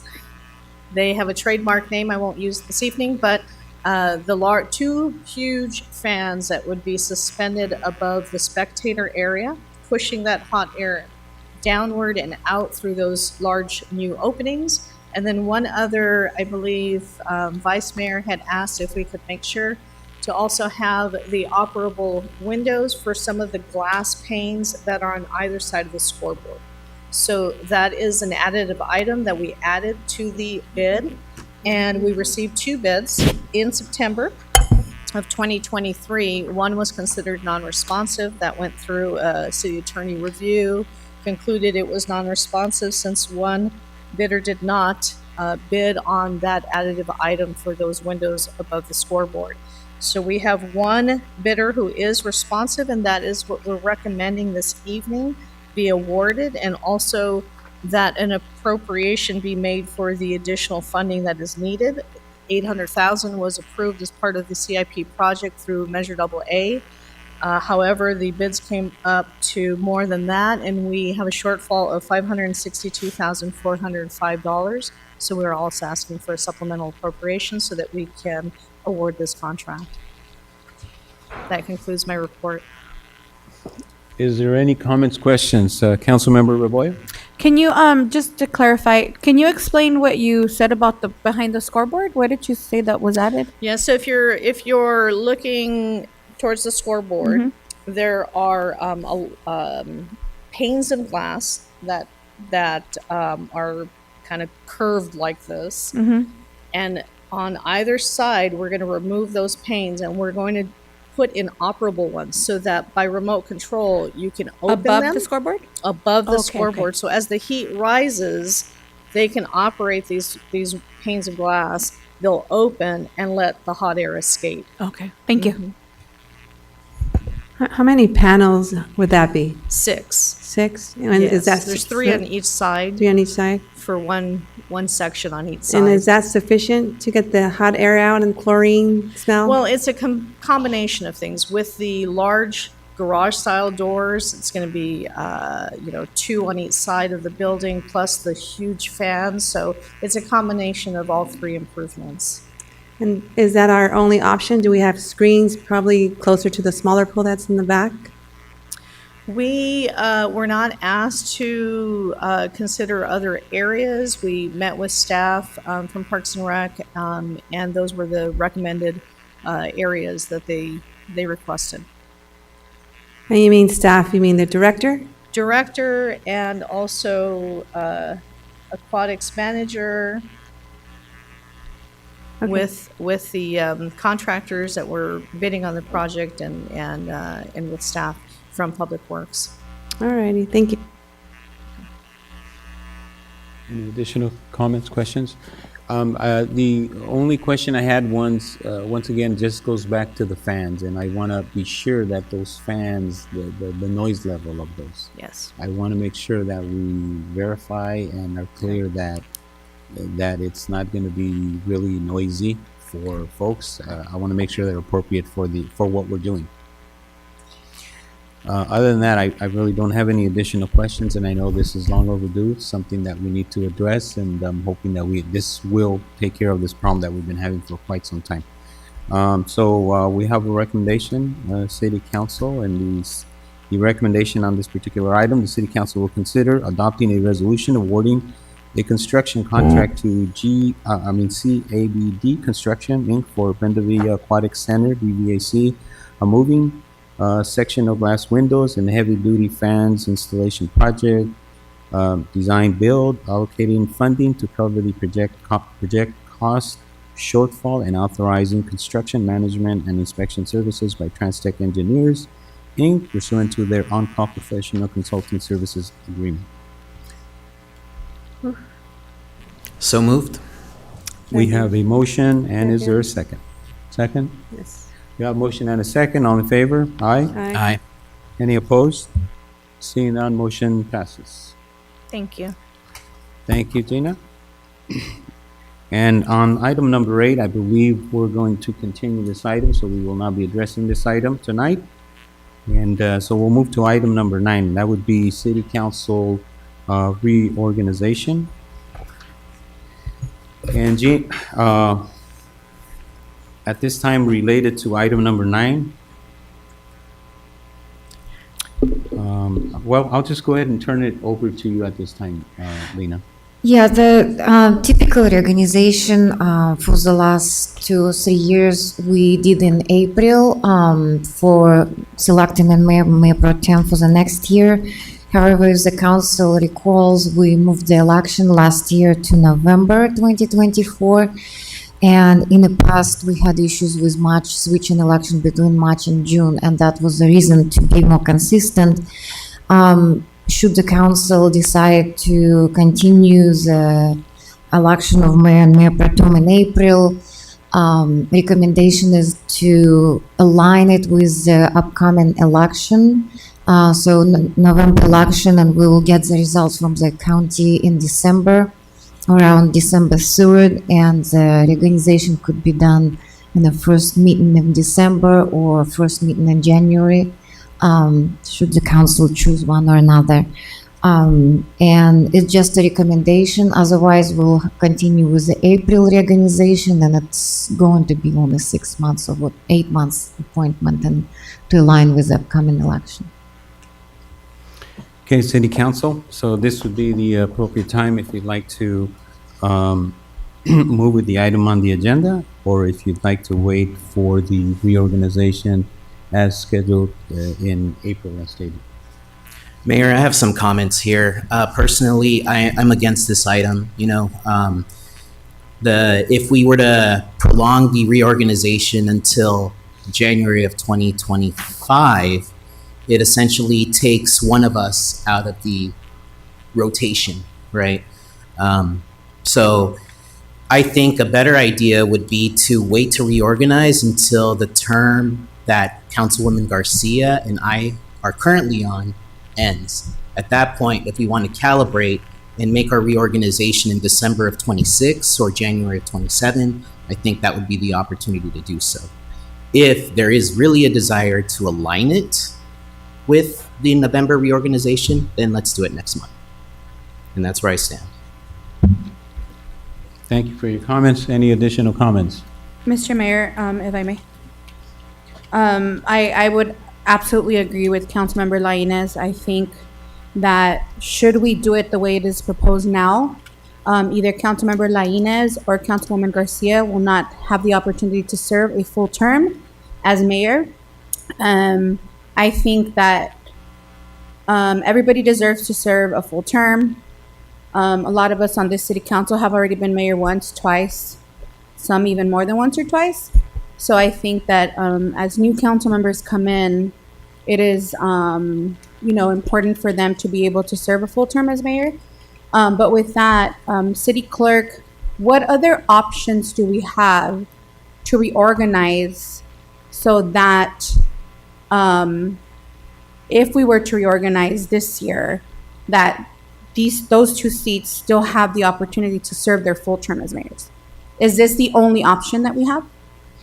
There is no real in ordinance or resolution how the council decides to do the reorganization, so it's very flexible, a decision to the council. It just consistently, it was aligned with the election times, and that's why it's recommended at one point to adjust it like along with the November election, because now it will consistently will have every 2 years election in November. It's up to the council to decide to reorganize it not next month or wait until April or extend it now. Okay, thank you. Any additional comments? If not, a motion would be in order, or if there's any other comments on this item. I have a comment.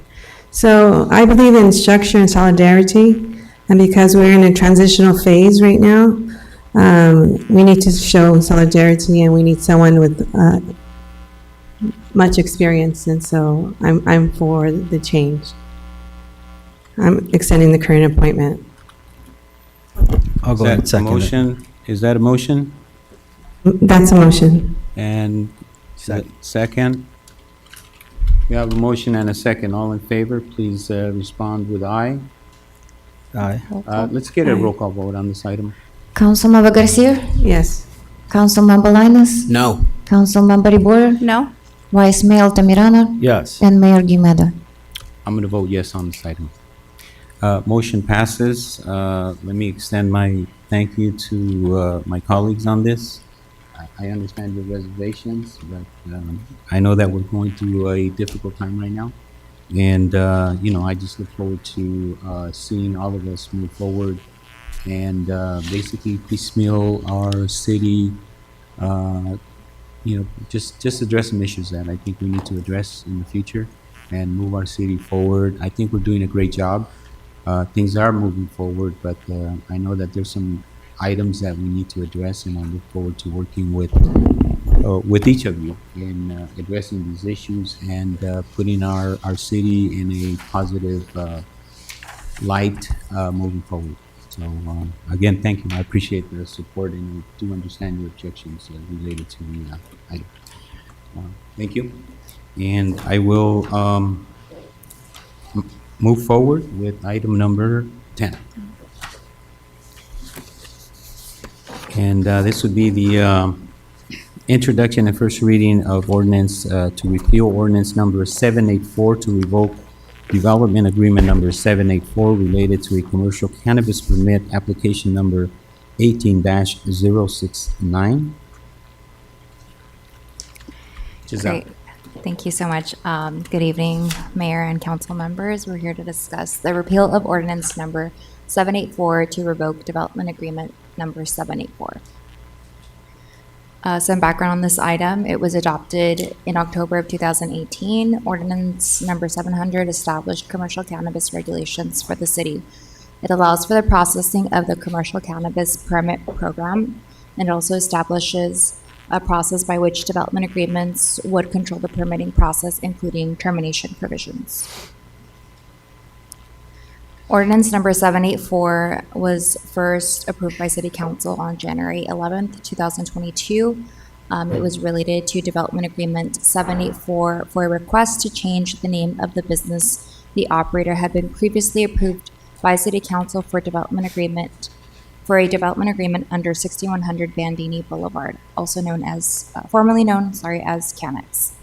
Approved development agreement number 784 was executed and recorded on February 23rd, 2022. Forefront California Capital Holdings has provided timely payments to the city since receiving its license to operate a commercial cannabis business. On October 18, 2023, an attorney representing Forefront California Capital Holdings called to inform CCP staff that Forefront is formally relinquishing the cannabis license due to extensive state and local fees and various other challenges impacting the cannabis market. On October 26, 2023, CCP staff sent a follow-up email to Douglas Helfman, the DA authorized signer, confirming the revocation discussions had with Mr. Wimmer, agreeing to pursue a recommendation to repeal the ordinance. Mr. Helfman confirmed that Forefront Capital Holdings, Inc. was requesting that the City Council revoke its development agreement. A copy of the email exchange is included in the attachment to this report. A notice for tonight's City Council meeting on December 12th was published in Los Cerritos News on December 1st, 2023 to recommend repealing this ordinance number 784. Notices were also mailed to the property owners located within 500 feet of the project site in accordance with the City of Commerce Municipal Code. On November 15, 2023, the Planning Commission adopted a resolution recommending that the City Council adopt an ordinance to repeal ordinance number 784, thereby revoking the related development agreement between the City of Commerce and Forefront Capital Holdings, Inc. DA 784, application number 18-069. And tonight's requested action, staff recommends that City Council, that City Council waive full reading and introduce for first reading by title only a proposed and codified ordinance related to application number 18-069, which was recommended for City Council approval by the Planning Commission. And second, approve by introduction and first reading of uncodified ordinance, finding that it is exempt from further sequel review pursuant to Administrative Code Title 14, Chapter 3, Section 15321, Class 21, Enforcement Actions by Regulatory Agencies. This section specifically applies to actions by regulatory agencies to enforce or revoke a lease, permit, license, certificate, or other entitlement for use issued, adopted, or prescribed by the regulatory agency, or enforcement of law, general rule, standard, or objective administered or adopted by the regulatory agency. In this case, the action is to repeal ordinance related to commercial cannabis permit applications. And third, direct staff to assign a number for the adopted ordinances. Do you all have any questions? Anybody have any questions? If there's no questions, a motion would be in order to accept the recommendation as presented by our staff. It's on your agenda and also was just read by Giselle.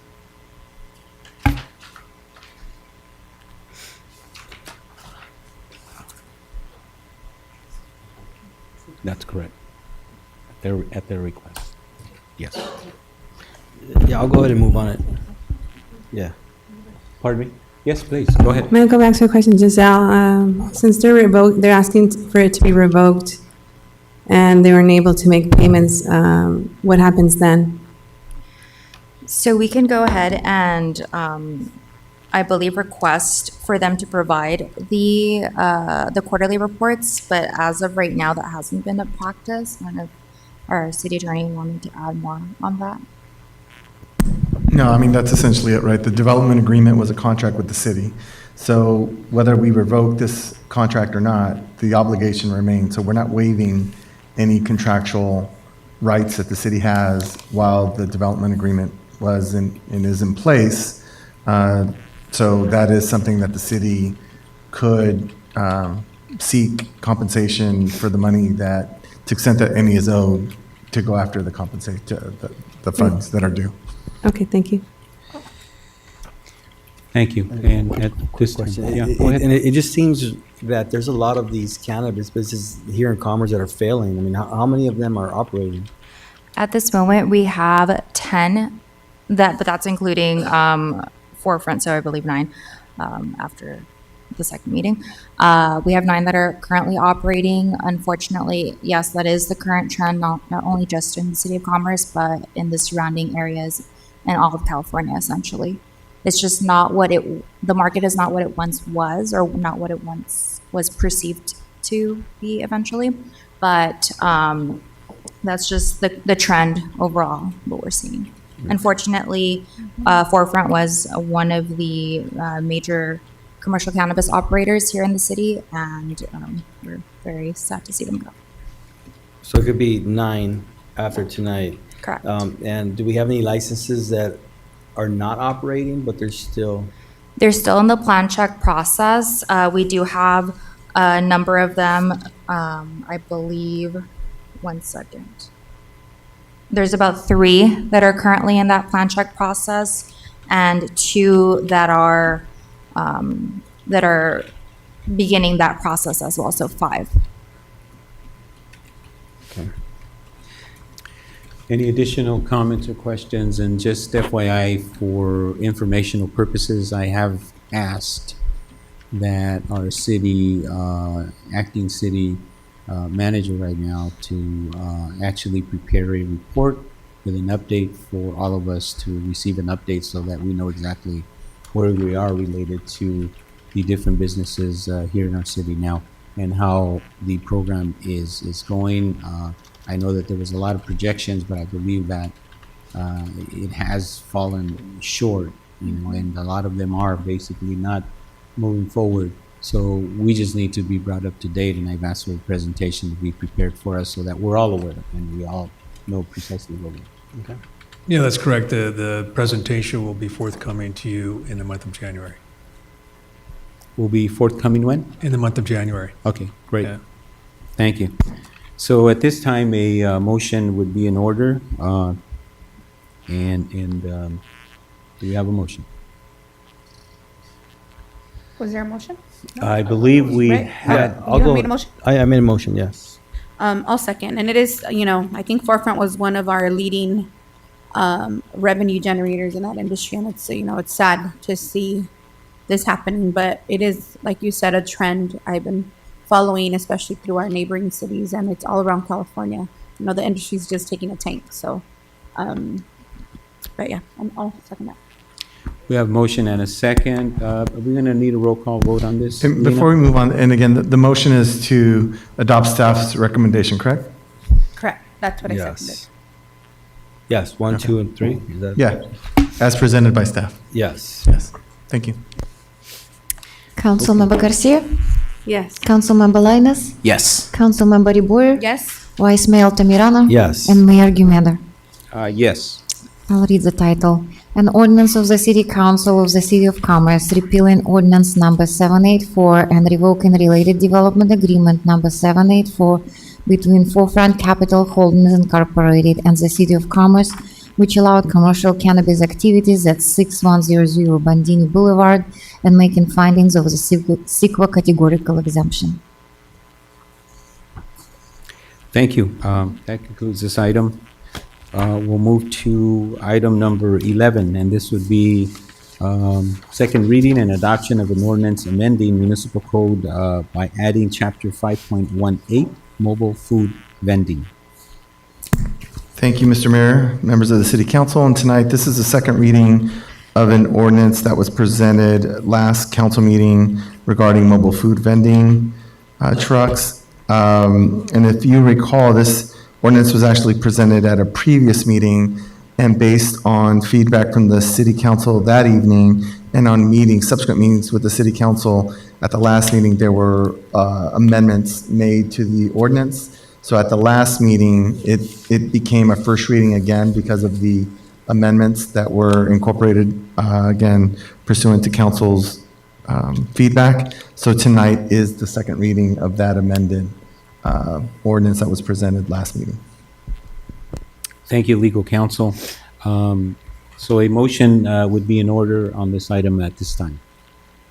And the recommendation is on your agendas, and that would be second reading and adoption by waiving full reading of ordinance number entitled, as soon as we assign it, we'll have a number there, but entitled an ordinance of the City of Commerce and adding chapter 5.18 to the City of Commerce Municipal Code relating to mobile food vending. So moved. We have a motion. Is there a second? I'll second that. We have a motion and a second. And Lena, can we have roll call, please? Councilmember Garcia, Yes. Councilmember Lainez, Yes. Councilmember Reboyer, Vice Mayor Tamirano, Yes. and Mayor Guimedo. Yes, motion passes, and this time I I'll read the have, title. oh, my apologies. An ordinance of the City of Commerce adding chapter 5.18 to the City of Commerce Municipal Code relating to mobile food vending. Thank you, Lena. Yeah, and at this time, we have item number 12, and I see we have two speaker cards here. Legal counsel, do you mind filling us in on the request that we had? Certainly, Mr. Mayor. So this item is a public hearing, so we can have a staff presentation first, or we can go ahead and open the public hearing and allow any member of the public that wishes to speak on the item to go ahead and speak. So it's your choice. Yeah, but before we do that, I believe that we had some information that was requested, information request on this item.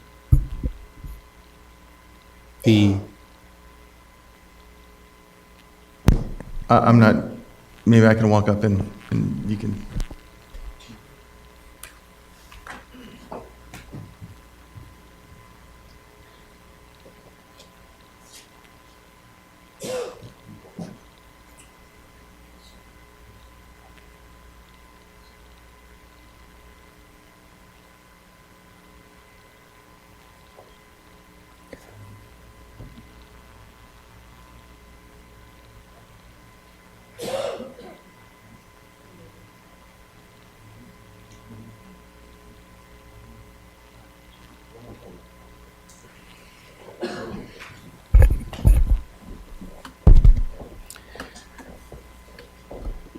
All right, yeah, so we have item number 12, and this making a certain findings and adopt a resolutions approving an energy services contract and facility financing contract for an energy efficient project required under California Government Code Section 4217.10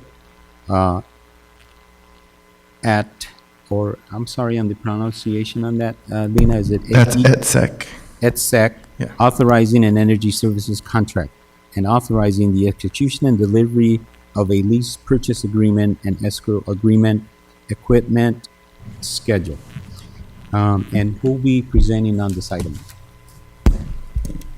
I will, Mayor. Good evening, Honorable Mayor, council members. The ask of U5 this evening is adopting a resolution that will make the required findings under Government Code Section 4217.10, enabling the city to enter into an installation agreement with Alliance Building Solutions and a lease purchase agreement with Alliance Funding Solutions, Inc., to finance the acquisition and installation of an energy conservation facilities described in the installation agreement. In addition, it authorizes the Assistant City Manager to execute the installation agreement with ABS substantially in the form of an installation agreement to the findings of energy contract resolution in the amount of $9,713,379 for the citywide design and construction of certain energy conservation facilities and measures. And lastly, adopt the resolution, the lease purchase agreement resolution authorizing the execution and delivery of the lease purchase agreement, an escrow agreement, and equipment schedule for the purpose of financing the energy conservation facilities described in the installation agreement. So based on a comprehensive citywide audit that ABS undertook months ago to provide a preliminary list of energy conservation measures that the city could install at several sites to conserve energy and reduce energy costs. So thereafter, the city identified through conversations with ABS various capital improvement projects and facility needs that would involve energy efficiency upgrades and improvements throughout certain city facilities. Those energy improvements entail primarily here in City Hall. You have interior LED lighting upgrades. You have the replacement of 28 HVAC units. You also have roof upgrades on the City Hall extension only, and then you'll have extensive solar carports. In other locations at Bandini Park, you'll see interior LED light upgrades, exterior LED lighting upgrades, 6 HVAC unit replacements, and a web-based programmable thermostats. Over at the Brenda Villa Aquatic Center, you'll have interior LED light upgrades, exterior LED light upgrades, and the replacement of 3 HVAC units. At the Senior Center, you'll have both interior and exterior LED lighting upgrades, and then the same holds true for the Teen Center. So, with that said, if the City Council desires to put in play the energy improvements, as I just stated, and to go ahead and approve the agreement and specified scope that goes along with that work, the approval should be conditioned on the city obtaining financing for this project, and which financing will be structured as an equipment lease purchase agreement between the city and Alliance. The following are the terms: financing not to exceed $9,713,379 at an interest rate not to exceed 5.15% and a term not to exceed 20 years. So that gives you the gist of what is being considered here. I'm here available to answer any questions. In addition to, you also have members from the Alliance team in the audience. So. All right, and so we'll move forward. I did have 2 public comment cards. We have Scott Mainzen. I hope I pronounced that properly. Scott Mainzen.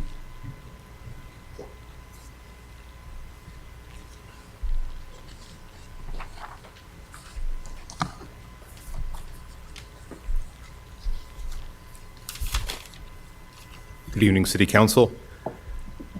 A bit of brief background. In March of 2021, the City Council held a public selection process that was competitive and selected Sizerco Energy Solutions and approved Resolution 2117, instructing staff to complete an assessment with the intent of entering into an agreement with Sizerco Energy Solutions. I'm the general manager and owner of Sizerco Energy Solutions. After 2 years of delays, where the city manager was unable to give us direction about the future use of facilities, and through personnel turnover, we were finally given instruction to provide a presentation to a limited group of the City Council of the scope of work that had been developed.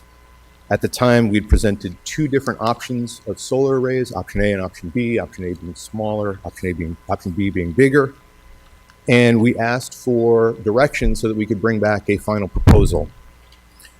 Over the next 4 weeks, your former city manager continued to delay making a decision, twice citing, quote, that the mayor has heartache about the loss of trees for the size of the solar, in addition to many other reasons for delaying a decision. So fast forward to this proposal that's in front of you tonight. One, I was unable to find a copy of Exhibit B, the installation agreement, in the packet, so I'm not sure what installation agreement you're approving. Two, the scope of work is a single page part of the staff report. Even Exhibit A1 in the lease agreement is blank. The cash flow that shows the savings contains numerous inconsistencies about the escalation rate, and it has no cost for any O&M for the solar, including the known cost to replace inverters between years 12 and 15. And the cash flow provides the city with $1,000 of positive cash flow return. Here's the kicker. Because we worked so diligently with the city, we're very familiar with the scope.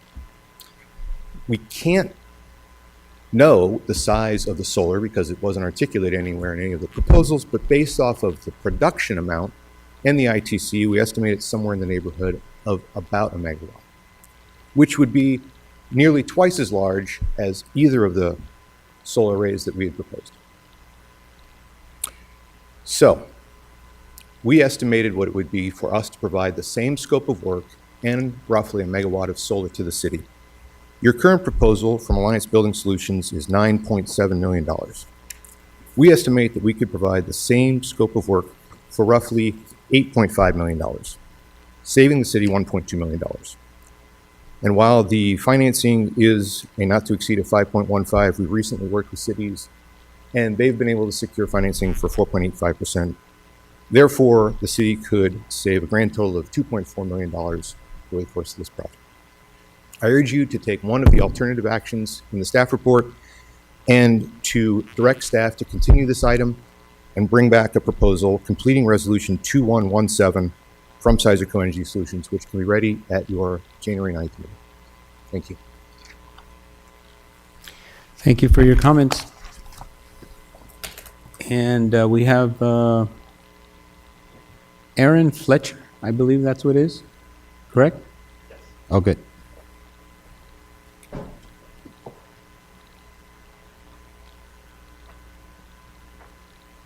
Good evening, Council. I'm Aaron Fletcher with Mesa Energy Systems. We are one of the largest union mechanical contractors in the state. We have over 1,000 union tradespeople in this area, Local 105 and Local 250. We understand the city's a pro-union community, and just wanted to express that we invested significant hours, time, and resources towards developing the Sizerco proposal, and would like you to consider that in your decision. Thank you. So, thank you.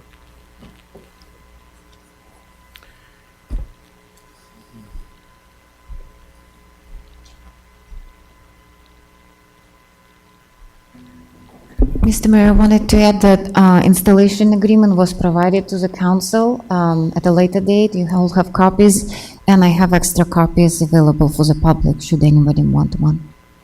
Okay.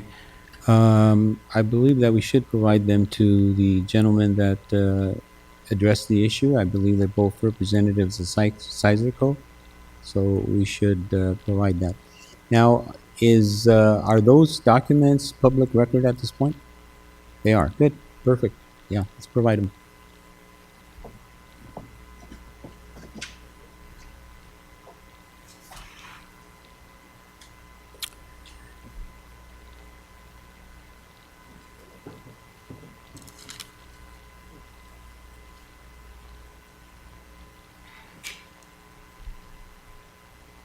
Legal counsel, I believe there was also a letter that we received related to this item from Sizerco. Yeah, the gentleman who spoke, he sent a letter to the council and to city staff dated November 29th. Okay. And do you have a recommendation related to that request?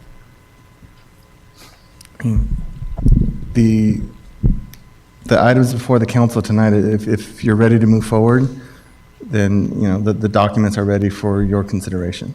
As far as the letter and what it says, I'm unaware of anything that would prohibit us from moving forward based on what's in the letter. Okay. Council, is there any comments or questions? Just a comment from my side, Mayor. Sure. You know, when I campaigned, you know, one of the biggest things that I wanted to do was to add energy efficient elements to our city facilities, right? And even renewable energy elements like solar. And this provides that. But, you know, as I've been working on the council, and I familiarized myself with this project, I don't think that it's the best route for the city to take at this time. A couple of challenges here. One is the interest rate, right? We're at 5.15. You know, I know interest rates are going down, so I think it would behoove the city to wait in that regard. The other thing is when we look at the cost analysis, that's part of the presentation, you know, we really don't yield any savings until year 20. At that point, the equipment is older. We may end up having to replace it. We'll certainly have to maintain it. And I know we have an operations and maintenance line item there, but you know, we don't really yield any significant savings until year 20, right? Once we're done with the loan payments. And we're going to have to finance $16 million to fund this project. And we have a lot of capital improvement projects that we want to do. There's a lot of exciting things happening in the city and that we've established as priorities, right? One is the Bristow Park renovation. That facility is in dire need of being renovated. We're going to have to fund that. The Bandini Library and Learning Center, we have secured funding for that, but you know, we know that sometimes things will change and there's probably going to have to be additional funds that will be allocated to that. And the other thing that we've talked about several times over the course of the year is the Modelo project and the community center that's going to bring to the Veterans Park project. It's a very ambitious project and it's also very expensive. And so these are things that we've identified as priorities here in the city, and parks, libraries, those have always been part of the fabric of what makes our city great. And so while I love renewable energy, right, while I love this project and the concept, I think the timing is just off, right? I think we need to focus on what's important to the city and our people in the different neighborhoods. And I think making sure that those facilities get fixed and we have a funding mechanism or funding plan for them, that's what I would like to focus on. You know, the other thing is, you know, if we do want to do renewable energy, you know, maybe we work on a policy to apply renewable energy and energy efficient elements to new city facility projects, right? Maybe we make that a requirement, and that's something that we can look at. But as far as, you know, layering in solar panels and energy efficient elements on facilities that, quite frankly, are already a little bit older, I don't know if that's the wisest move. So for me, again, I love renewable energy, and I know my friends at Climate Resolve will not be happy with this decision, but I can't support this. Those are my comments. Thank you. Any additional comments? See, go ahead. I just wanted to ask. So if this is directed to the city attorney and our staff, you guys are comfortable moving forward with this project? Or do you think you need more time to look at the things that's been taking place?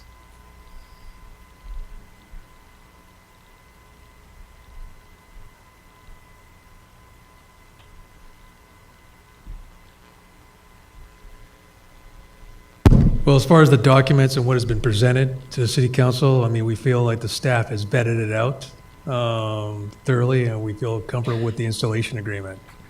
I know that, you know, I still have discretion in having discussions with ABS as far as the financing terms are concerned.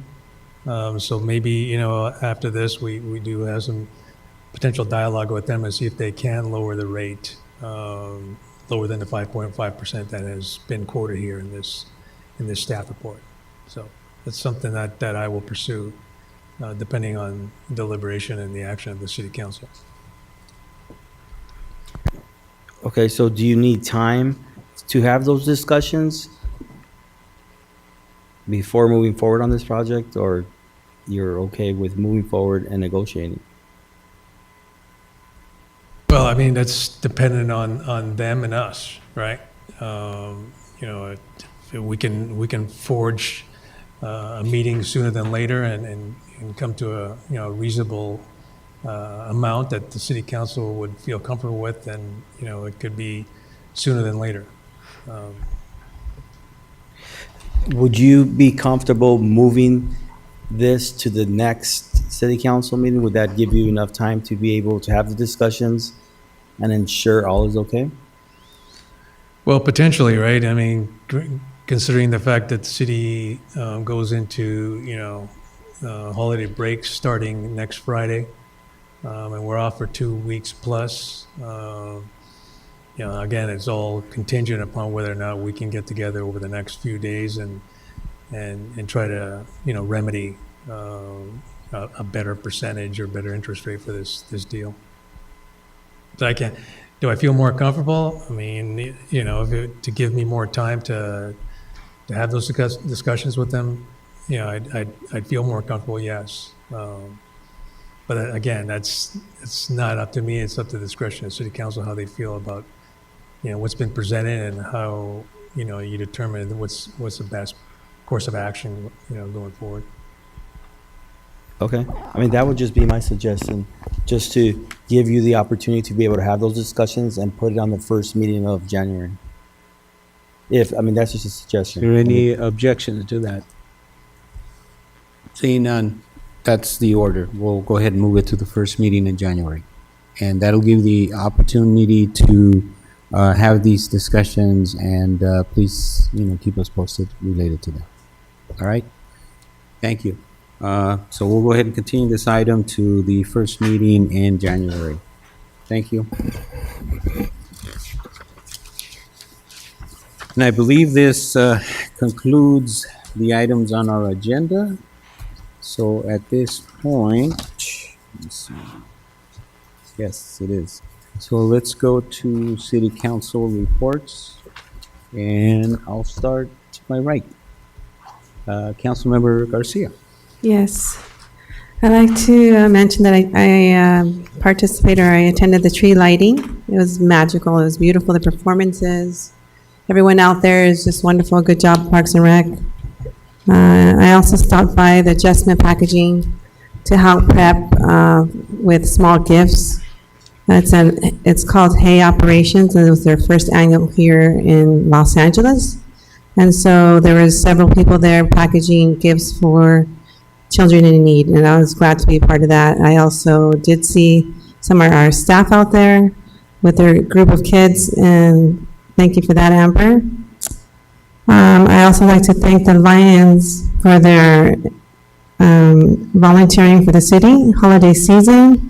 They distributed water at the 5K run, donated money to the city holidays cheer program, and they donated toys to the city toy drive. And lastly, I'd like to congratulate Anthony Miranda on his retirement. I know there's several employees probably that retired, but I know Anthony Miranda because I grew up with him playing water polo. And I just want to say good luck to you out there, and thank you for your hard work and your dedication to the City of Commerce. And that ends my report. Thank you. Thank you, Councilwoman Garcia. I'll move to my right, Councilmember Rebollo. Thank you, Mr. Mayor. Just thank you to our staff who are, working throughout the different departments. Christmas time is one of my most favorite times in the City of Commerce, from Parks and Recreations, tree lighting, to the library's Christmas program, that I want to congratulate Sonia on. This year was different. It was outside, and I think it was, I really enjoyed it. I enjoyed it being outdoors, something very different, very engaged. I just really appreciate you always thinking outside the box. And I see so many different people all the time at the library events, and it's just really nice to see our community kind of just growing. So thank you again. The Christmas program, the library Christmas program was fantastic. I really had a really good time. The magic show was great, and I know the kids were just having a great time laughing, and the parents were really excited about the train ride. So Thank you for just your continued programs throughout the year, and thank you to the Commerce Casino for sponsoring the lunch year after year, making sure that there's lunch at the program. I attended the holiday cheer program as well at the Commerce Casino. And again, I'm just grateful to the Commerce Casino for continuing to think about our community and for just putting a smile on the faces of so many children. And just really helping families out during this time where, some families can use a little bit of extra help for toys. So thank you again to the library services. I know that you were there, but more specifically to our social services coordinators who work diligently, not just during the holiday time, but throughout the year to make sure that the families that need that help are getting the help that they need. I would like to mention Ed Saucedo and Moira Garcia.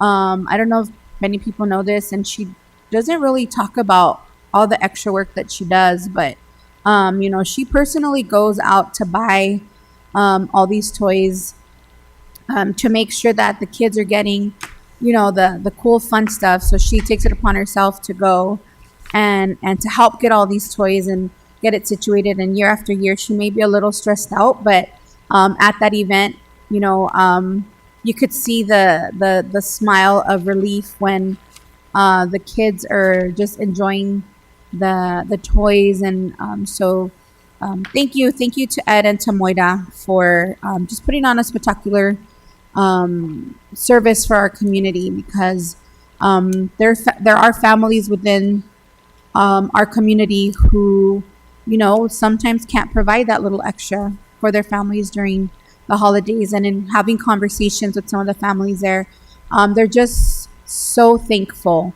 and so grateful that for the Commerce Casino, but they always mention Commerce and this Commerce staff, and how you don't make them feel less than because they need that little extra help, and they don't feel embarrassed.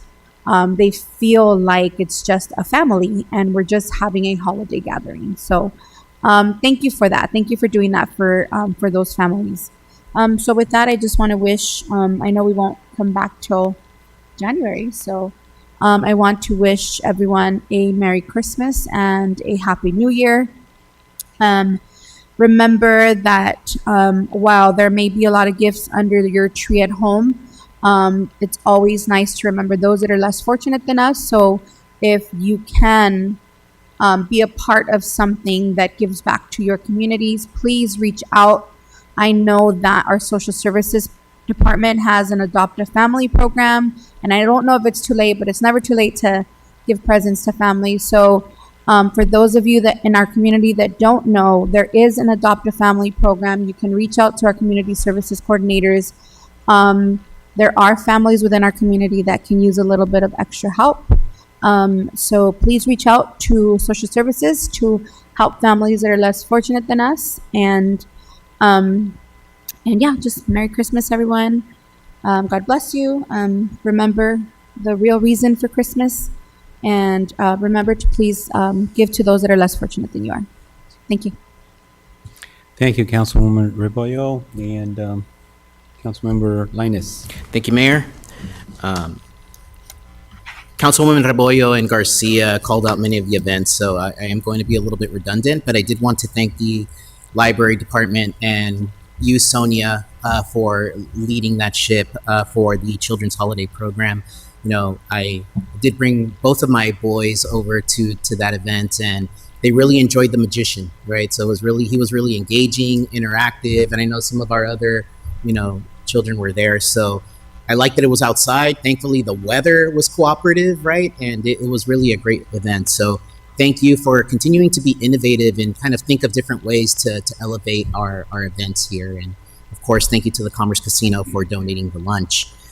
Later that night, we all went to the tree lighting, right? The tree lighting was pretty amazing. It was. And I really, people from the community, like, some of them liked it back on Commerce Way, but a lot of them really liked it within the parking lot in City Hall. And so, Greg, I want to thank you and your team for, putting that together and, working within the constraints of that space and really putting together such a wonderful event. And I know it wasn't just Parks and Rec. I know Public Works, maintenance, all city staff should be commended for a great tree lighting. I had a great time. I took some pictures. They ran out of cocoa, but I drank some coffee. I think we gave out some gift cards. So just a wonderful event. So thank you all for making that happen. Last week, I went to the Southeast Water Coalition board meeting in Vernon. And, one of the things that we're looking into are, forever chemicals in our wells. And, Supervisor Janice Hahn recently put forward a motion and got approved at the Board of Supervisors to really conduct a study on what's going on, with PFAS, forever chemicals in our wells. And, I know, we have a water system here in Commerce, so I'll continue to keep everybody updated here just to see what funding opportunities there are to kind of repair that, since I know that infrastructure repair can be pretty costly. So I'll report back. And like many of you, I also attended the Casino Children's Holiday Program. Thank you to our Social Services Department, Moira and Ed, and also to the library team that I saw there, Sonia, Vicky, several others. Great event. It was great to see the smile on those kids' faces. And, everybody had a great time. But more importantly, I just want to wish everybody a happy holiday. Thank you for a wonderful year. City staff, you all are the ones that, really make the city run and keep us, keep the engine going and allow us to have wonderful events and offer wonderful services and provide that, kind of like white glove customer service that we see at the events or at City Hall. And so, just know that your efforts are really appreciated. They don't go unnoticed. And I just really appreciate you for really operating what I feel is a great city. And that's what I have to report. Thank you. Thank you. Vice Mayor Altamirano. Thank you. I was a little disappointed I couldn't make the tree lighting. But I was happy that I was able to visit family in Miami. I haven't seen them quite a few years, and I have some aunts that are almost 100 years old. So I had to see them. But when I saw that the tree was on Commerce in the parking lot, I was wondering what was going to happen. And I also did get some feedback. It was a great event. I did get some feedback about Adolfo being up. I'm not sure if it was funny again or what happened, but they were laughing about it. But I just want to say Merry Christmas and Happy New Year. Be safe out there, and I'll see you guys in January 2024. Thank you. Merry Christmas, everyone. Thank you. Yeah, I won't be redundant. I know there's a lot of activities. This is the busiest time of the year for all of us, including all of our staff, but we definitely appreciate all of what you do throughout the year. You guys are remarkable, and you never cease to surprise us, to address challenges that, we come up with things, and you guys are continuing to move on and put programs together. And then, again, I was commenting about the library, but I'm also, Parks and Recreation. You guys, all of the events that you work on, you're looking at different ways of doing things. Library, comments were just made about, you're being creative out there, thinking differently and engaging our community. And I think it's working. It's very successful. The Christmas tree lighting ceremony was great. I already mentioned the use of the parking. We've opened up the street. Now everybody can go right through, no problem. They can see the event going on. Just very well use of all that space. And of course, the big thing at the event was Santa. Everybody was totally, I like the creativity that you guys used in that magic moment, getting Santa from the roof down to the floor in a relatively quick time. That was great. I think it was very well received by everybody there. But just overall, I really appreciate the event. Everything went really well. The turkey trot, another great example of that. Again, you utilized the parking and you used the space properly. I think we had probably the most amount of people that showed up to that event since we've been having it. So great job in promoting it, getting people involved to to participate, and I think everybody enjoyed it, had a really, really good time. I'd like to thank our supervisor also, Supervisor Janice Hahn, Assemblymember Miguel Santiago, for that Thanksgiving turkey giveaway, and all of our staff and everybody that collaborated in putting that event together. I mean, I believe that we had close to 700 or maybe more turkeys that we passed out, so we made a big difference to a lot of families in our communities and others that came and registered and went through that. So excellent event, great teamwork on the part of everybody working together and putting these events together. Again, really appreciate all the hard work that you guys do.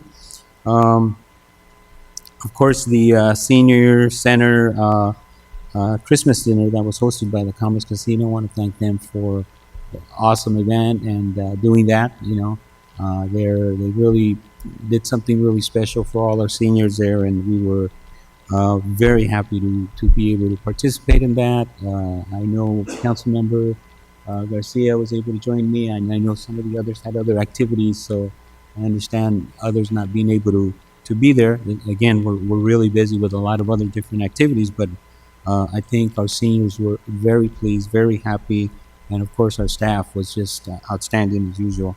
I did have also an opportunity to attend a couple of neighborhood watch meetings, which again, to our Sergeant Duarte, thank you and your staff for putting these neighborhood watch meetings together. Again, I think they were very well received, very well attended, and you know, we're looking forward to getting back on track with trying to address some of these issues that we're dealing with out in our community. And thank you again to you and your entire staff. I will not cover, I've got a couple of other items, but I think I've covered most of them. Again, thank you all. We want to wish you a very Merry Christmas to all of you, a Happy New Year, and let's continue to just move forward. I think, you know, as soon as we address, I know it's in your mind, the different issues that we recently have just, you know, news that we've just gone through, but believe me, I think at the end of the day, we'll be stronger as a result of it, and we're going to come out and we're going to have a great 2024. I'm looking forward to it. So again, thank you all, and happy holidays to all of you. Thank you. And at this time, we're going to reconvene to closed session. We did have a couple of items. I think one item to finalize that we need to cover, and we're going to go back to closed session and just address that, and then we will wrap up our meeting. But before we do that, let's take 5 minutes or so to take a little recess, and then we'll recess to closed session. Okay? Thank you all.